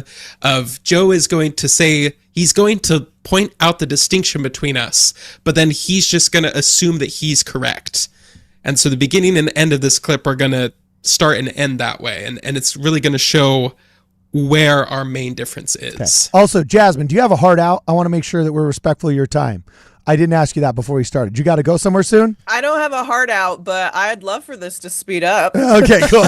Well, okay, so the thing is now we basically just have three things left. The beginning was this collection of all these different things the church changes. But now we're doing philosophy, Matthew 16:18, and the future of the Mormon church. And then we're good. All right, We're good. so here we go. Joe Heschmeyer on Pints with Aquinas with Matt Fradd. Like the stream, go. Mormons actually have a very good knowledge of Scripture and the ability to cite chapter and verse, much better than you might imagine. But what they don't have is philosophy. What is God? God is the unconditioned ground of existence, the only uncaused cause, the metaphysically necessary being whose non-existence is impossible, the creator of all creation. That's what we mean by God. Yeah, okay. Mormons don't believe in a thing like that. Exactly. And Am I wrong? They would regard a thing like that as the corrupting influence of pagan philosophy. So they don't believe in God. Yeah, they don't. What we mean by God, they would reject as being contrary to Scripture. But what we mean by God is correct.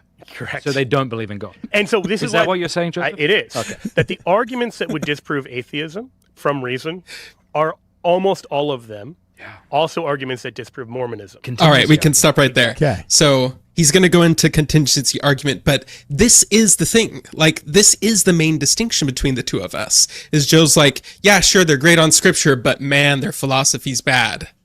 It's like, And then Matt Fradd goes into, well, what God is, proceeds to quote 0 scriptures and just quotes Aquinas that, 1,000 years later.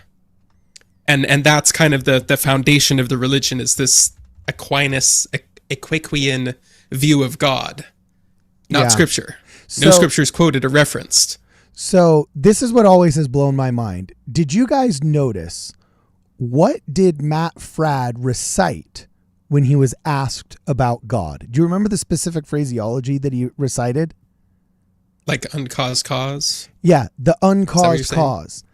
When you want to say that the true God is the uncaused cause and that Mormons are incorrect in saying that Greco-Roman philosophy influenced the true nature of God, and then I go to Google right now and I look up Aristotle's unmoved mover or prime mover, is the foundational, eternal, and immaterial cause of all motion and change in the universe, defined as the entity that initiates movement without movement itself.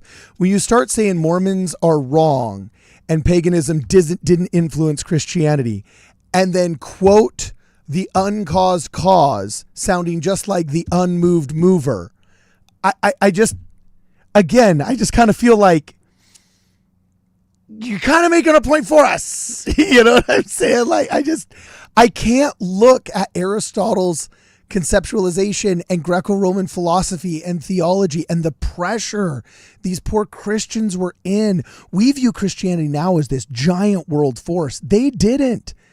These were underdogs who were getting slaughtered constantly, who were getting laughed at, who had felt through that, yes, dare I say, burning in the bosom, that Jesus was the Christ and this was the true path, but were being the laughing stock of the Greco-Roman world. And as they tried to explain why they were dedicating this life to their life to this thing, yes, they tried to rely upon the verbiage and upon the nomenclature that surrounded them. Okay, but these weren't top dogs looking down. These were underdogs trying to explain up why they felt and how they lived the life they did. So, like, you can't quote, say God is the uncaused cause and then say Greco-Roman philosophy didn't influence Christianity and then turn around and literally quote Aristotle's unmoved mover. Like, that doesn't work. Am I wrong? Jasmine, do I veer verbose? I mean, I'm not a philosopher, so I'm not going to comment on the philosophy of it. Okay. But I do think that whole conversation was so interesting. And like you said, look, he goes on to talk about a contingency argument about, like, well, Mormons believe that, like, there was a God and there was a God's God and there was a God's God. But, like, there has to be something that, like, begins it all. There has to be, like, a creator of all things. And Mormons don't believe in that. Therefore, they just believe in, like, the atheist argument of, like, aliens, that aliens, like, put life on this planet. And, like, that's sure, but at the same time, like, I look at their whole creation ex nihilo. I don't believe that is, like, well grounded in ancient Near Eastern exegesis, if you will. So, like, you can argue all you want about creation ex nihilo, but if we're actually, like, claiming this from the scriptures, from Genesis, you go in there and God created, and, you know, his spirit hovered over the deep, the tohu vabohu in Hebrew. Like, you go to most academic commentaries and they're going to talk about how, like, yeah, this is chaos. This is unorganized matter. Like, it wasn't creation from nothing. And now, depending on your faith persuasion, you're going to be arguing, saying, well, it could have been, God could have created the chaotic matter before he started the Genesis account. But that's not what the text says. So, like, if we're going to talk about, like, basing our theology of creation ex nihilo on a Genesis, like, I don't think that's as strong a position as saying that God created from organized matter. And that's what Latter-day Saints are arguing. I also think it's really interesting that they even talk about how, like, if the Big Bang is true, Mormonism is toast, basically, because we don't believe in a creator of all creation. We believe that there was a God and the God's God and the God's God. And, you know, we could talk about how that is a misrepresentation of what we believe too. But I thought it was really interesting. There's a new study that came out, or at least, like, Ryan Bird, she's a commentator I follow when it comes to statistics on religion. And he talked about how when it comes to different religions' perception of how the world was created,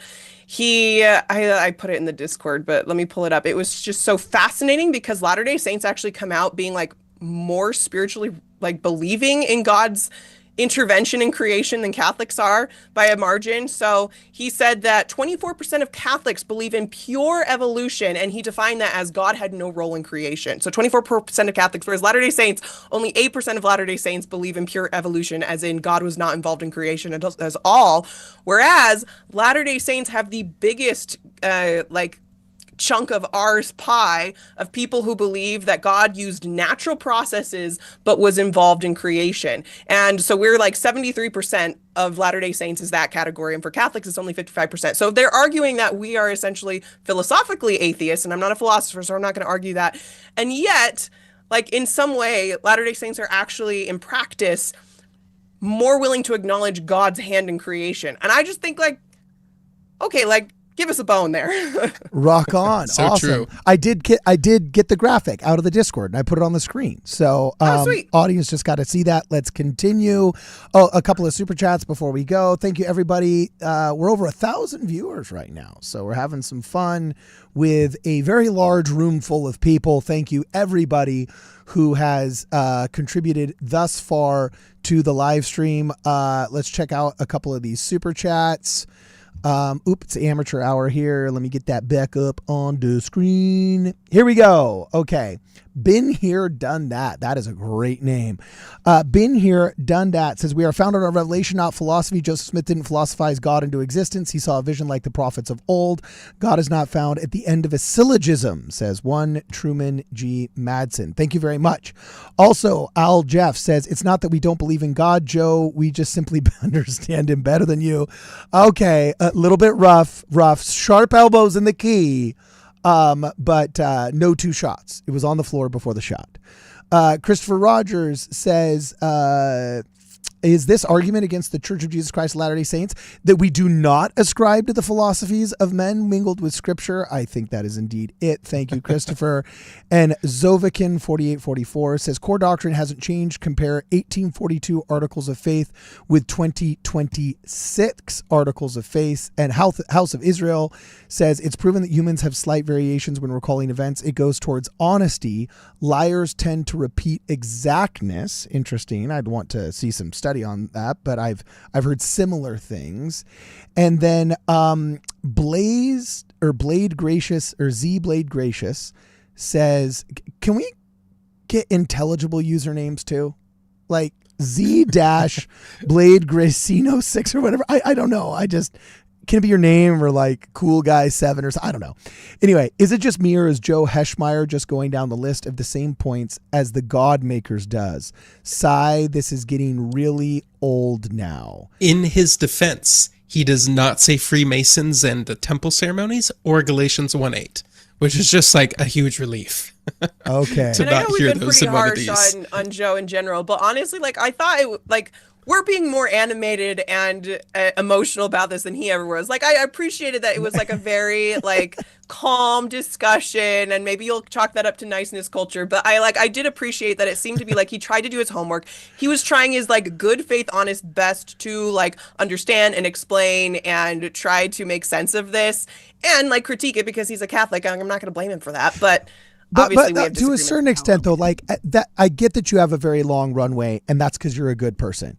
But like at the same time, I wonder this. We don't do this to Catholics. Like, why is it so hard to understand these basics when we debunk them? For example, as a young kid, I was taught by the Protestant evangelical culture that surrounded me, especially the Calvinist influence of John MacArthur, who's basically from Los Angeles. His church is the one that launched the God Makers, only 20 minutes from my house. His university was only 5 minutes from my childhood home. There was overwhelming Calvinist influence in my old hometown. So I grew up thinking that Catholics worship saints. But upon my first conversation with my first Catholic debunking that, he said, no, actually, it's not that we worship them. It's that there's an intercessory prayer and we ask for them to intercede on our behalf. And we do not venerate them. We do not worship them. In fact, look, here's like the catechism that says we don't worship them. I only needed that talk once. And then I saw the thing on paper and I was like, oh, the trope that Catholics worship saints, I can no longer ethically repeat because I have now been instructed by an authoritative source that quoted a primary source that they do not worship saints. What about these guys? Why can't they do that with Adam God theory? Why can't they do that with blacks in the priesthood? Why can't they do that with the curse of Cain doctrine? Why can't they do that with the three versions of the first vision? Like, what is so hard? I lead by example, and I don't say, Joe, I don't say, Matt Frad, that you worship saints. In fact, when others say it, I say, well, in fairness to these guys, it's actually an intercessory prayer, and intercession is different than worship. So I get that we all want to be friends with these people, and they are friendly guys. But like, how much runway can we give before we're just enabling anti-Mormonism? Does that make sense? That is a wonderful question, and if only we didn't have to get to the argument from Yes. contingency, we Okay. could spend a long time Here we talking go. about it. We're playing it. We're playing it. So, okay, imagine you come to a railway crossing and you see boxcars going by. Now, each boxcar is contingent upon the one before it. It wouldn't be there if there wasn't something pulling it along. And you flat surface, so you can't make the earth the thing that they're contingent on. We'll make it really easy. You don't see the engine car, but you know there has to be one. And it doesn't matter if you have 10 boxcars or a billion boxcars or any number of boxcars. The more boxcars you have, the more you actually need a very powerful engine to be pulling all of those things. So if you say, well, I'm contingent upon X and X is contingent on Y and Y is contingent on Z, these are boxcars. Because as long as you're pointing to more contingent things in that chain, you haven't gotten to the ground of anything existing. And so run that to ground, get to the engine car, and you need something that is necessary, but which also accounts for its own existence. Because you're not going to just arbitrarily say, well, you know what? We think there are always this many atoms in the universe. They just change their form. Or we think there is always space and time. Those things, you can't just arbitrarily choose something and slap the label necessary on it to get out of this. You can't use the brute fact kind of loophole that many atheists try to use. You have to have something that satisfies intellectually the whole that we recognize. Okay, the whole in what we experience is there must be something necessary or none of us would be here. We need something big enough to plug that hole, and that hole seems infinitely large. Yeah. And so it must be one who's able to account for its own existence. Whose essence is existence. Exactly. Yeah. And we don't have that. And this we all call God, Thomas would say. Yeah. So if that's true, that is going to take atheism off the table, and it's going to take Mormonism off the table. Yeah. And And lay out why it's going to take Mormonism off because the table. they explicitly deny that God is that. So first of all, he is material. He is made of matter. He has a body. Joseph Smith is very explicit about that. Most Mormons historically have thought, well, he had his own God, and that God had his own God, and it's just turtles all the way down. There you go. And that's just more boxcars. Like, that is not an actual engine kind of explanation, because then you're left without actually hypothesizing any kind of immaterial creator of matter, any uncreated creator of all things. And to the extent that you reject immateriality of God explicitly, then you're taking the God you're hypothesizing off of the list of possible candidates to be the God of this universe. They All believe right. Why did you choose that clip? No, because, and I knew I could feel you trying to get through it. It's because this is the one time in the whole episode that Joe actually lays out an argument against Latter-day Saints. Everything else is just like, well, that thing changed and it shouldn't do that, and that thing, I don't like that it did that. But this is like the one argument, and you're going to see at the end here, something very interesting is going to happen at the end of this clip that I think we need to be aware of. But this is the one argument that he brings. And it's why we're atheists, because we have the atheist answer to this question. Okay. The thing is that, kind of like Jasmine was saying, it's like, I'm not a philosopher, so like, you said all that stuff, and I actually cut it down, Cardin. He went more verbose than that. I cut it down for you and for the audience. Why can't there be more than one engine on these boxcars? Like, I've tried to go into some of the philosophy on this, and even Alex O'Connor, he knows these arguments, and he's a Oxford guy, super smart guy, philosopher, theologian, not officially, and even he says the thing that would make me convert is not once I finally understand the contingency argument. Then it will all come together. He says an authentic spiritual experience. And I'm not sure if anybody has converted because of the contingency argument. Well, that's also interesting. And so I was going to say, I grew up next to the train tracks, and it's very common. Like people don't realize steam engines are the most powerful pound for pound train engine we've ever developed. Steam was extremely dangerous.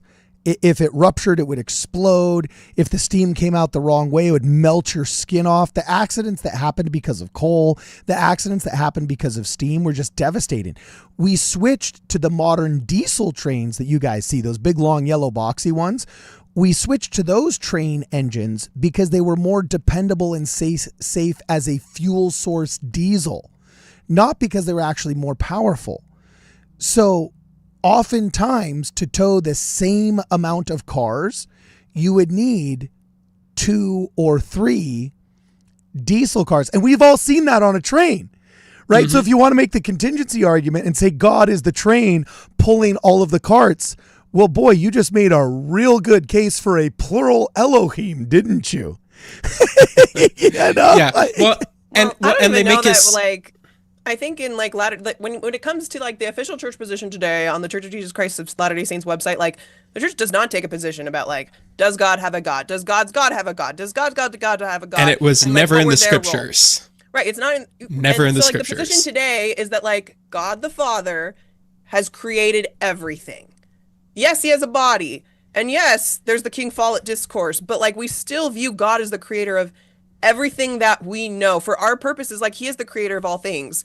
And so if there's something before that, we don't know and we don't take official position on it. So to kind of like represent that it's like, oh, gods, and gods, great. But like I think we would say that God is like the engine on the train. But we also recognize that there's tohu vabohu before that. Like there's train tracks that someone had to make. There's coal that is in the train. Like there's just I think we believe that God is the one pulling the train.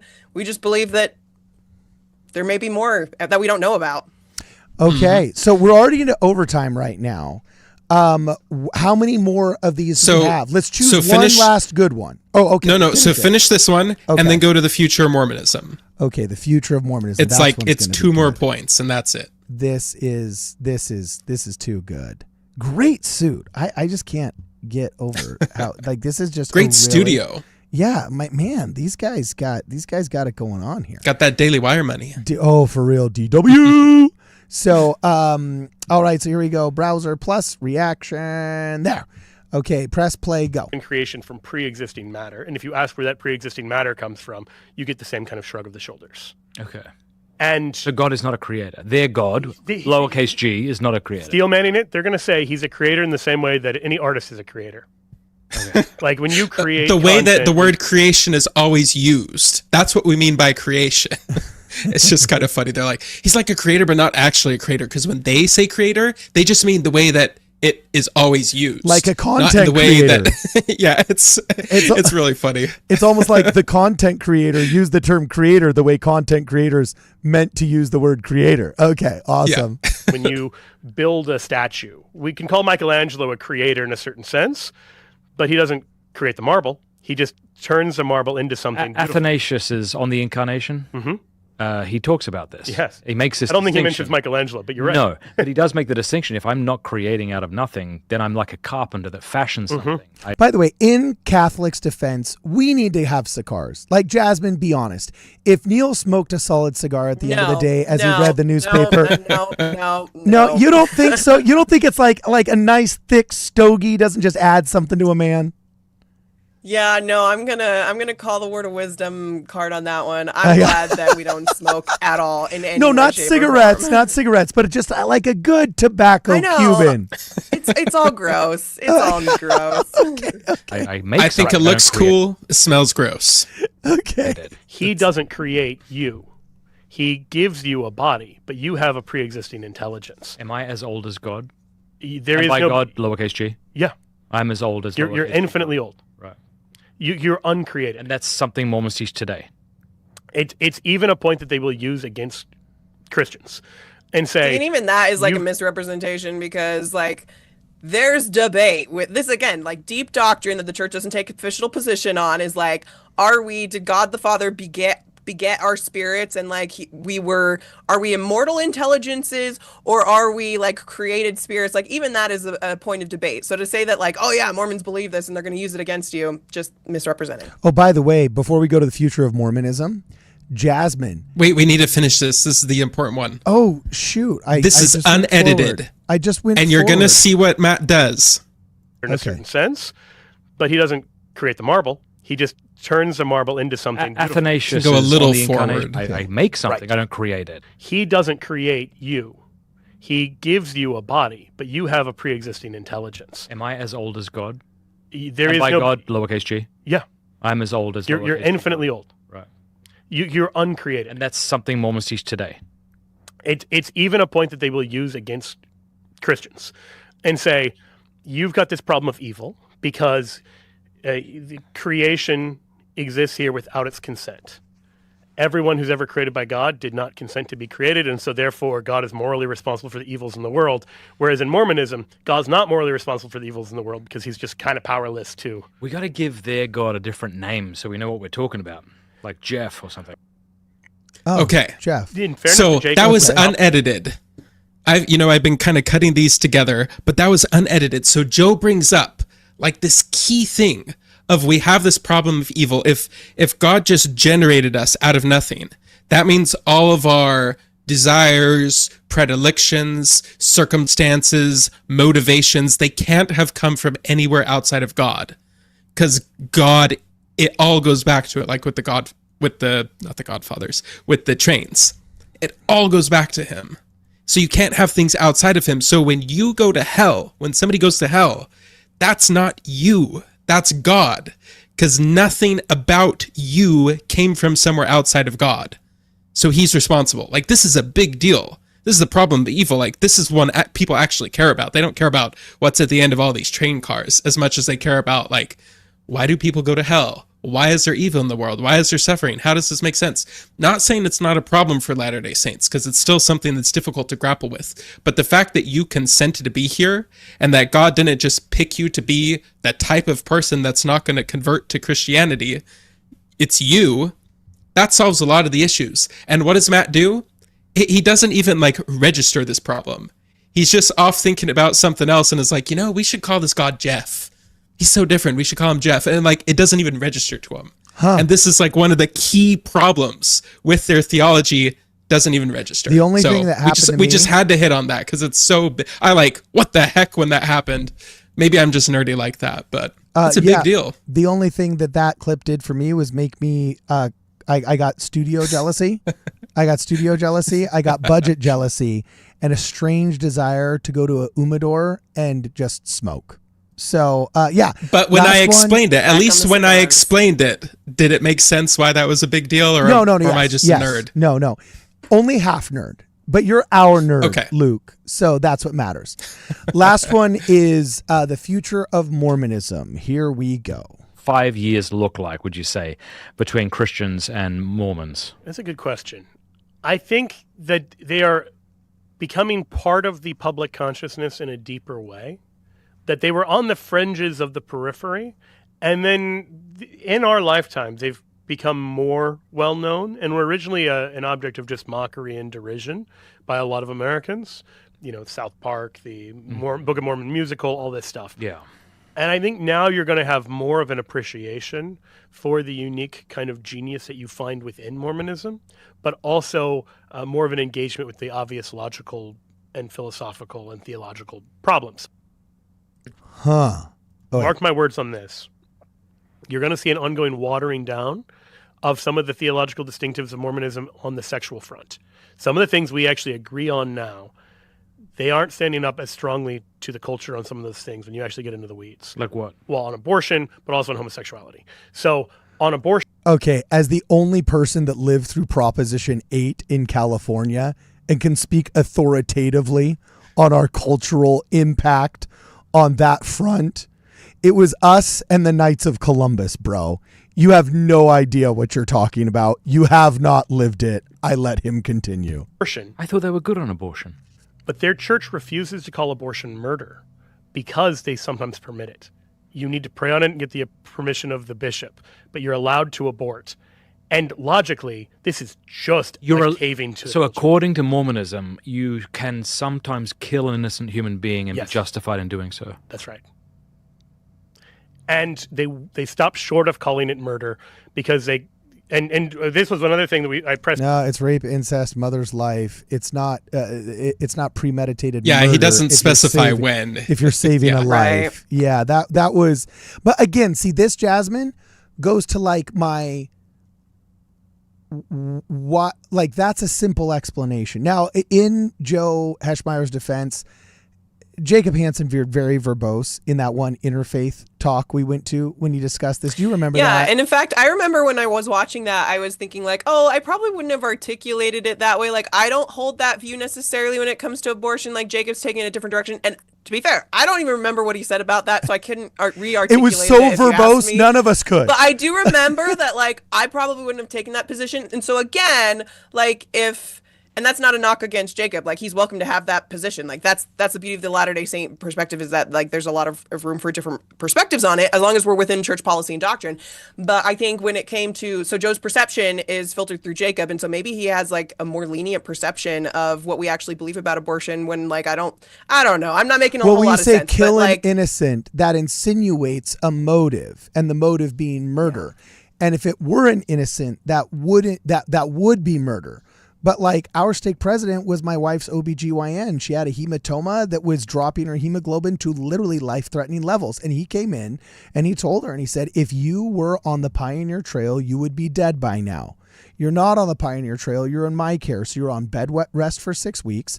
And one of two things is going to happen. The hematoma is going to kill the child, and you're going to miscarry or have to go over to the clinic with me, or it's going to survive and you will have another beautiful child. I'm going to test your hemoglobin weekly. And if you dip below 7, as somebody like your life is now threatened to a degree that I could not save you if you were to, lose consciousness or whatever. And so he literally sat down. He said, as somebody that understands you ecclesiastically and personally, if that happens, I will take you myself to the abortion clinic, because your life is now indeterminately threatened, right? Or sorry, not indeterminately, undisputably threatened, right? That would not be a murder. That would be a doctor telling you your life is on the line. You're lucky we have modern medicine. And by the way, that represents less than 1/2 of 1% of all abortions. The 99.5 that are of convenience or ideological, we wholeheartedly say they're murder. Like, nobody has any problem. That's a very safe stance. Just because we're smart enough to understand there are actual exceptions to the rule, very rarely, sometimes, doesn't mean we are now somehow morally incapable of understanding evil and murder.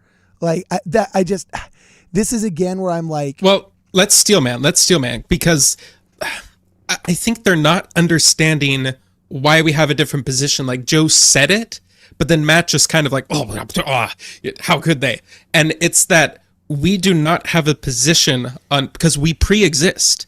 Catholics don't believe we pre-exist. The moment the sperm and the egg go together, in every other Christian theology besides ours, the moment that the sperm and the egg go together, that's the moment that a new human being is created out of nothing. Ex nihilo, didn't exist before. Whereas for us, you are a spirit already with cognitive faculties, with a rational soul. And so the question is, at the moment that those two cells, or whatever they're called, the gametes, come together, is that when the spirit becomes inextricably linked to that, such that that thing dying would be the same as a human death? We don't know. And there's actually, like, logically, and this is a tender subject, and we've dealt with miscarriage as well too, so, like, I'm not trying to be callous about this, but when you look at it, actually about 50% of pregnancies, or even more, naturally end in miscarriage. And most of the time you don't even know it because it's so early. You didn't even know you were pregnant. No. Like, maybe it doesn't even implant. And so it's this weird thing where in Catholic theology and other Christian theology, about half of human beings that have ever been created only existed as a couple of cells for a few days. And now they're in heaven. Or wherever they go. Actually, in Catholic theology, you can't get to heaven if you're not baptized. So they're just kind of in the best place you can get without it being heaven. Half of all humanity. And that's not even taking into account the amount that die very early on after they've been born. And so it gets weird really quick. Yeah. And so the church's position, I think, makes a lot of sense with this recognition that we don't know when the spirit enters the body. And so, like, if you have a house, houses are supposed to be occupied by people. You can't just shoot a gun into a house. That's reckless endangerment. That's a felony crime, unless you had a good reason to do it. To fire towards a house at hoping that somebody would not be inside. If you know somebody's there and you're firing, that's a different thing. But if it's a situation where somebody could be there and you're taking that action, then the law treats it differently. And so with something like abortion, there's only very extreme cases, and all of them are fairly early on, except for life of the mother, in which case the baby's dying anyway, is very early on in the pregnancy with spiritual confirmation. This is not the woman's choice. It's not her choice. It's never her choice. She always has to get a spiritual confirmation first. That pregnancy can be terminated. And I would think that all Latter-day Saints would agree that that pregnancy is terminated with the hope and even the faith, if you got a spiritual confirmation, that that human life is not actually over at that point, that either the spirit gets another chance, and this is not doctrine, I'm not trying to say that is, the spirit gets another chance, or it hadn't entered the body already, and you're not actually killing. But all of that nuance, because of this different theology that we have about the beginning of life that's completely different from all other Christians, because we have that difference, they don't even see this nuance, and they just say, oh my gosh, the Mormons are just saying it's okay to kill your baby sometimes. What else are they not going to change And on? you'd think with all the money the Mormon church has to throw at social issues, you'd really, really want them to be in your corner if you were really, really, really passionate about that subject. So it's like, are you just trying to score points by misrepresenting? I don't know. Jacob's answer was so kind of was mine better? Yeah, did that make mine sense? was the best. Mine was the best. Okay, sorry. But last 45 seconds right here. Then we'll have the last 5 super chats, and then we can all go home. But salutations to everybody in the chat. Please do not forget to like the stream. Also, before I do forget, I have to say we got the new shirts in the Ward Radio merch store. What do you think of this, Jasmine? You're going to be in an AI video for this, so I hope you actually like it. You know what I'm saying? Here we go. Here it is. Defend Starbase Kolob. Volunteers will receive your own planet. I was hoping they would say we're going to get our own planet here, but they didn't bring up you get your own planet. So I made They skirted close to it. They did mention Kolob, but then they never got into it. Yeah. So brothers and sisters, warriors, Starbase Kolob is under attack. Defend Starbase Kolob. You will receive your own planet. If you received your own planet, would it have mate in it, Jasmine? I think you'd have to pay tithing on it.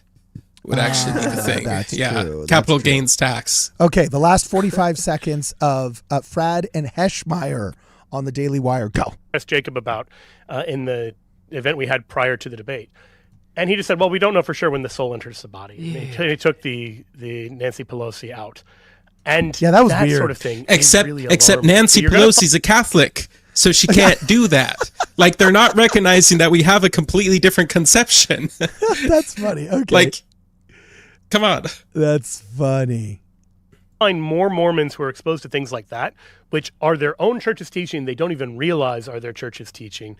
And so you're going to have this caving to culture on abortion and on homosexuality. Now, tell me about that, because I thought they were pretty good when America tried to pretend that two men could be married. Yeah, they were.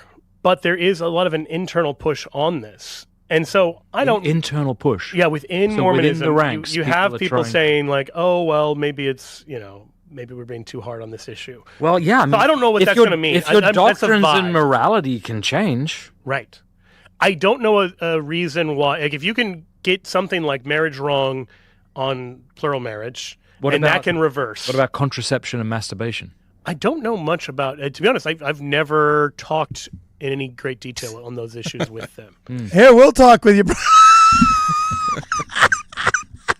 Maybe that's a good thing. He's like, oh, maybe I haven't talked on that one. Yeah, last 5 seconds. So, all right. So you're going to start to see that, you think? You said, mark my words. You said. Yeah, I think on the issue of same-sex behavior, maybe same-sex marriage, but at least homosexuality in some way, you're going to find more kind of squishiness because there are activist forces in the works in the church. Interesting. That's kind of odd to hear that, because you can Google right now. I just watched a video yesterday. We did a reaction to a Catholic priest who was queering Jesus, and his whole thing was releasing books on queering Jesus. And I get that you might want to point to activists within a faith, but like all of us have that. Again, I'm like, that's kind of a double It's standard. very rare to be accused of being like too squishy on doctrine when so often the biggest criticism we're hearing is that like, oh, we're so authoritative and we're in the dark ages. I mean, even the conversation with Elder Clark Gilbert being called has brought up a lot of conversations about like, this represents like a retrenchment in doctrine and things like that. And so it is odd to hear that, but I think he's probably misinformed on where the church is going to be headed, because I don't see any indication that we're going to be caving or compromising on core doctrines of the church. It's part of the narrative, though. Like, anytime the LDS gets pushed on something, they change it. That's kind of just been this whole hour-long conversation. It's been like the overarching narrative. So that's just kind of the logical conclusion, is any pressure that the church faces, especially from within, that means they're going to change it. Don't push me on man purses, or all time I just start wearing one. You know. Although the interesting thing is that he doesn't say what they're going to change. Matt tries to ask him, so what are they going to change? He's like, well, I don't know, but something's going to change. And so even he's not really willing to commit to something specifically, which is unfortunate, because I've been trying to find somebody to bet me that the church is going to change on plural marriage. I offer generous terms, but nobody's taken me up on that yet. So, and again, that one he misrepresented, saying like, the church changed on plural marriage. Like, no. We've never reneged the doctrine of plural marriage or of the new and everlasting covenant marriage. And so that, again, was just like a little bit of a misstep. What I thought was interesting is he's trying to not only say that we're going to get squishier on our doctrine, but that more and more people are going to be leaving and that it's going to have a decline. And he said, like, most Mormons are leaving. He says, I think it's like they have a retention rate of like 47%. So like most Mormons are leaving. And that is, again, like a little bit of a misrepresentation, because on the one hand, technically he wasn't far off on the number. The number is like 49%, but also, like, again, Catholicism is not far off too. When you look at the Pew landscape study, that's also something I shared in the Discord. Got it. The retention rate across religions in the Pew Religious Landscape Survey has Latter-day Saints at 40. Where's Latter-day Saints? 54%. Okay, so like we're even better than he said. 54%, with Catholics next at 57%. So like, again, we're way closer to Catholic retention than he would like to admit. But even more importantly, there is, in figure 15 of that same paper, when you actually control for people who are going to church, Latter-day Saints are number one for retention. So people who are actually active in the religion have the highest retention of any religion currently in the United States. And so Matt Fradd responds saying like, oh yeah, I'm seeing tons of people converting from Mormonism to Catholicism. Whereas when you actually look at people who are retaining in the Catholic Church, who are actually attending, the numbers are much lower. So what you might actually be seeing is more Catholics converting to Mormonism than the other way around. Now, I don't know the numbers on that, so I can't say. But I think it's a little bit of a misrepresentation to say that like, oh, again, like Mormons are leaving in droves. They're all coming to the Catholic Church. Like, no, that's just not what the data says. Yes, all religions have been seeing decline over the last 15 years, and we've kind of seen a little bit of a plateau. But compared to other religions, Latter-day Saints have some of the highest retention of any religion out there. And so to just say that Mormons are leaving because the theology is weak or because the doctrine is squishy, I think is just not an accurate look at the picture. Wow. Dude, you guys are awesome, man. That was Jasmine. I feel like I just watched a YouTube short, but like without any cuts. You know, you should just come on the live streams. I'll just give you the footage and just boom, put it out there. That was pretty awesome. So, last 5 super chats, and then we're out of here. We can all go have fun with our families. Big shout out to everybody watching the stream right now. Jasmine, choose a number between 1 and 6. 1 and 6. 4. Last 6. Oh, 4. That was fast. Okay. 1, 2, 3, 4. It's rare that people choose even numbers too. That's interesting. AJF says, why is Matt Fradd's top collar buttoned if he's not wearing a tie? This is bugging me more than anything being discussed on their interview. That's a really good question. Did he, what's your thought, Jasmine? Are you a top buttoner with no tie or a don't top button with I can't say I have an opinion. I thought he looked, sharp and professional. So good on him. Okay. I may unbutton it if there's no tie. That's definitely my. I'm more of a Joe Heschmeyer look right there. Unbuttoned if there's no top. Okay. Then next super chat we got right here is. Let me see. That was number 4. Okay, 5. Craig M. Nelson says, these people want to vote to fight liberals. They hate us when we should vote for somebody who hates us. They can have their fun fighting the liberals. I definitely think that a lot of members of the Church of Jesus Christ of Latter-day Saints are up for a rude awakening since woke has been broke.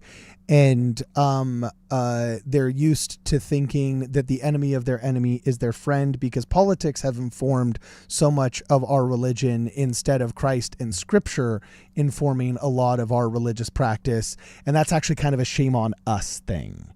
And I think as America has become politically divided, we've also become very religiously lazy. And the more that you study the scriptures as a member of the Church of Jesus Christ of Latter-day Saints, the more politically moderate you become, I believe, and realize, as Dallin H. Oaks said, I find a lot of value in conservatism and I find a lot of beauty in liberalism, but I find salvation in neither.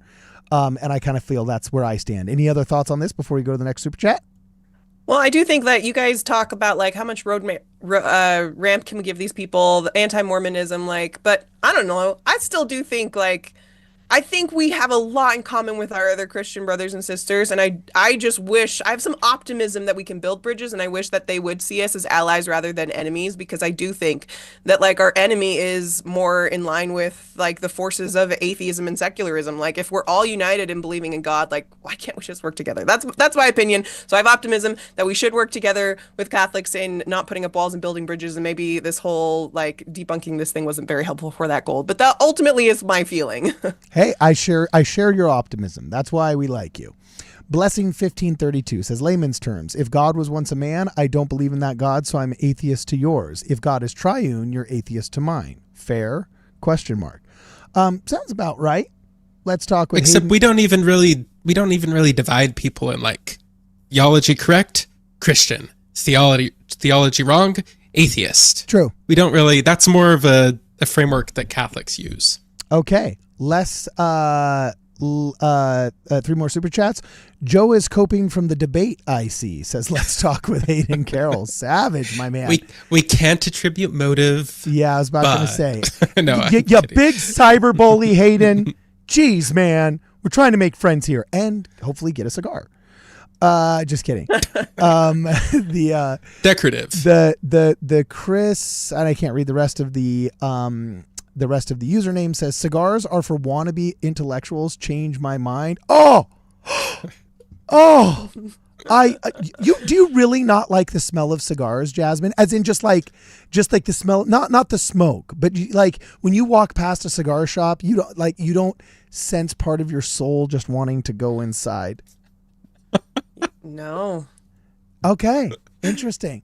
What about with a nice glass of wine? See, I used to think that the idea of wine sounded elegant and sophisticated, but the smell of wine is pretty repulsive to me still. So That's true. That's true. I survived the earthquake of 1994 in California, which up until the levees broke in Louisiana was the most expensive natural disaster in U.S. history. And one of the worst smells I ever smelled in my life was the liquor shop after all the bottles had come off all the walls and every single brew you could imagine was just literally dripping into the street. I remember thinking, this smells pretty bad. Like, it smells really bad. So anyway, let's talk with Hayden Carroll. Has a last super chat, said, did the RC Church ever allow the death penalty? I believe RC stands for Roman Catholic, not radio-controlled church. So yes, they did allow and enforce the death penalty. And Canuto, thank you very much for your super chat, by the way, Hayden. And Canuto says, go like the stream. You are right. We have a buttload of viewers right now who have not liked the stream. Shame on you. Shame on you. Before we go any farther, guys, any last thoughts before I do our outros? Jasmine. Oh, Jasmine, where can people find you? At my eponymous social media handle, Jasmine Rapley, Instagram, TikTok, Facebook, Twitter, YouTube. Yeah. And check out Informed Saints. Fantastic Oh, that too. Yes. stuff. Informed Saints Fantastic. is a podcast I do with my husband, Neil, and Stephen Smoot. Yeah. What's it like just being on so many podcasts? You can't remember them all when you're asked. Oh, gosh. Is it I mean, like cool? just two. Yeah, it's just cool. Someday I hope only to be as culturally acceptable as Jasmine Rapley. That's all I can say. And you too, Luke. Doctrine and Governance, man. Where can people find you? Yes, Doctrine and Governance or Luke F. Han on X. Okay, cool. Awesome. But I want to give Joe props because in that clip that we played, we moved on to the abortion stuff, but he did say, I think all these caricatures of the church that have been put up, when people realize that they're wrong, that's what's going to flip a lot of people over to converting, because we haven't done a very good job. Mormons have kind of been those people that you watch the Godmakers video about once a year in your church, and other than that, you don't think about them. And then he didn't say it, but thanks to people like Jacob Hansen, thanks to people like Word Radio, Jasmine, and the rest, now we're being taken seriously. And so props to him for recognizing that. We showed the highlight clips of things to debunk, but there were a lot of parts where I thought he was charitable and fair, and I want to give that to him. Mm-hmm. Yeah, but those aren't fun to highlight online. No, I'm just kidding. I'm totally kidding. All right, ladies and gentlemen. It's constructive. We're helping him to not make the mistakes like you were talking about.